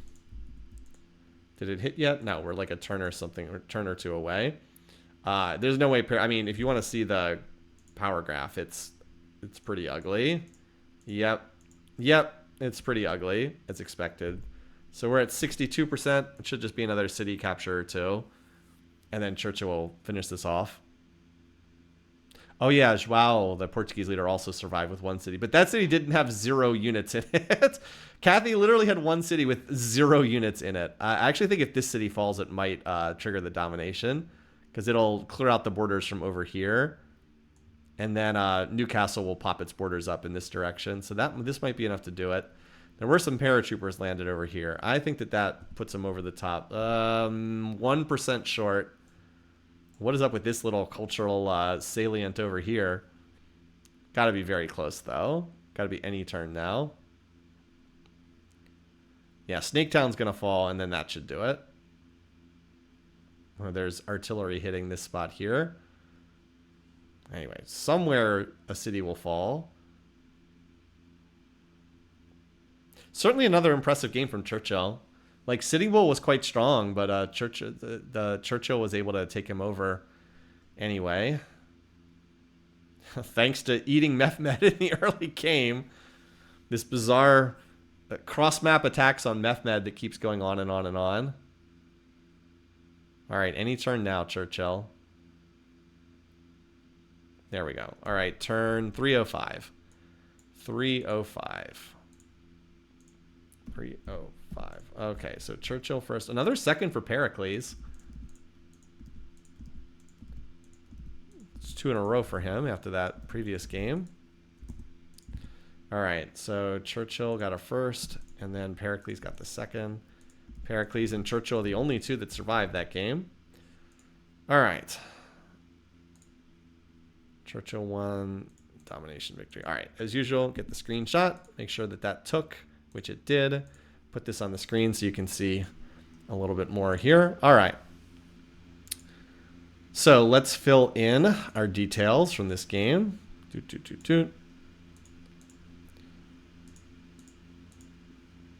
Okay, oops. All right, Barb City's captured. So the first war of the game, Victoria declaring war on Pericles. I misread that for certain. I did not think that Victoria and Pericles would fight this much. Really missed that. All right, Churchill declares war on Mehmed. Okay, Churchill. You know, if that had happened on live stream, I would have been like banging my head about how stupid it was, but it apparently was a good move. Chin declares war on Sitting Bull. Apparently it wasn't a bad move. It keeps working for Churchill. Feels like a bad decision, but it worked out. All right, Cap City captures. Sitting Bull got the first kill, right? Yeah, 350. Wow, that's an early exit. 350 AD. That is turn 129 for Chin in this game, and he was first to die. Wow, Chin has died in every single game, and Sitting Bull did get a kill in that game. All right. Captured. Ottomans killed by the English. Nice round number, 1000 AD. That's turn 160. Normally that would be early enough to be first to die, but not in this one, because we had Chin die so early in this game. Cross-map attack succeeding was incredible. Yeah, they almost never work, especially early in the game. And then Vicky died early to Pericles. 1150, 175. Yeah, 3 leaders going out very early in this game. All right, and then the only other major... And we had the very slow conquest. Sitting Bull... Okay, so Sitting Bull is the one who declared war on Churchill. Sitting Bull was the one who started that. Okay. And then we had a long, slow conquest. Like, Sitting Bull died, but he didn't die very fast until the end, when the snowball kind of reached the bottom of the hill. A lot of city captures. All right, then Pericles declared war on Churchill at the end. Wait, we only had 5 wars in this game. What the heck? 5 wars?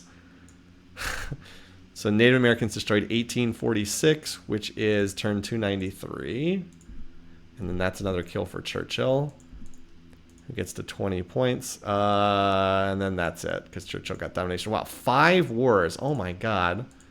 All right. You guys can still see this, right? Yeah. Okay. So we've done 5 games. Unfortunately, we lost that 1 game. Churchill's won 3 of the 5, and then we have some consistent Sitting Bull and Pericles. We still need, obviously, a lot more data than this, but it's definitely clear that Churchill's probably the strongest AI leader. I think Sitting Bull is probably the most consistently strong second leader, but him being in the center of the map is pretty dangerous. Thanks for the reminder for the autosaves, Burninator. I will just do that right now while I am thinking about it with the INI file. Autosave. Where's the autosave?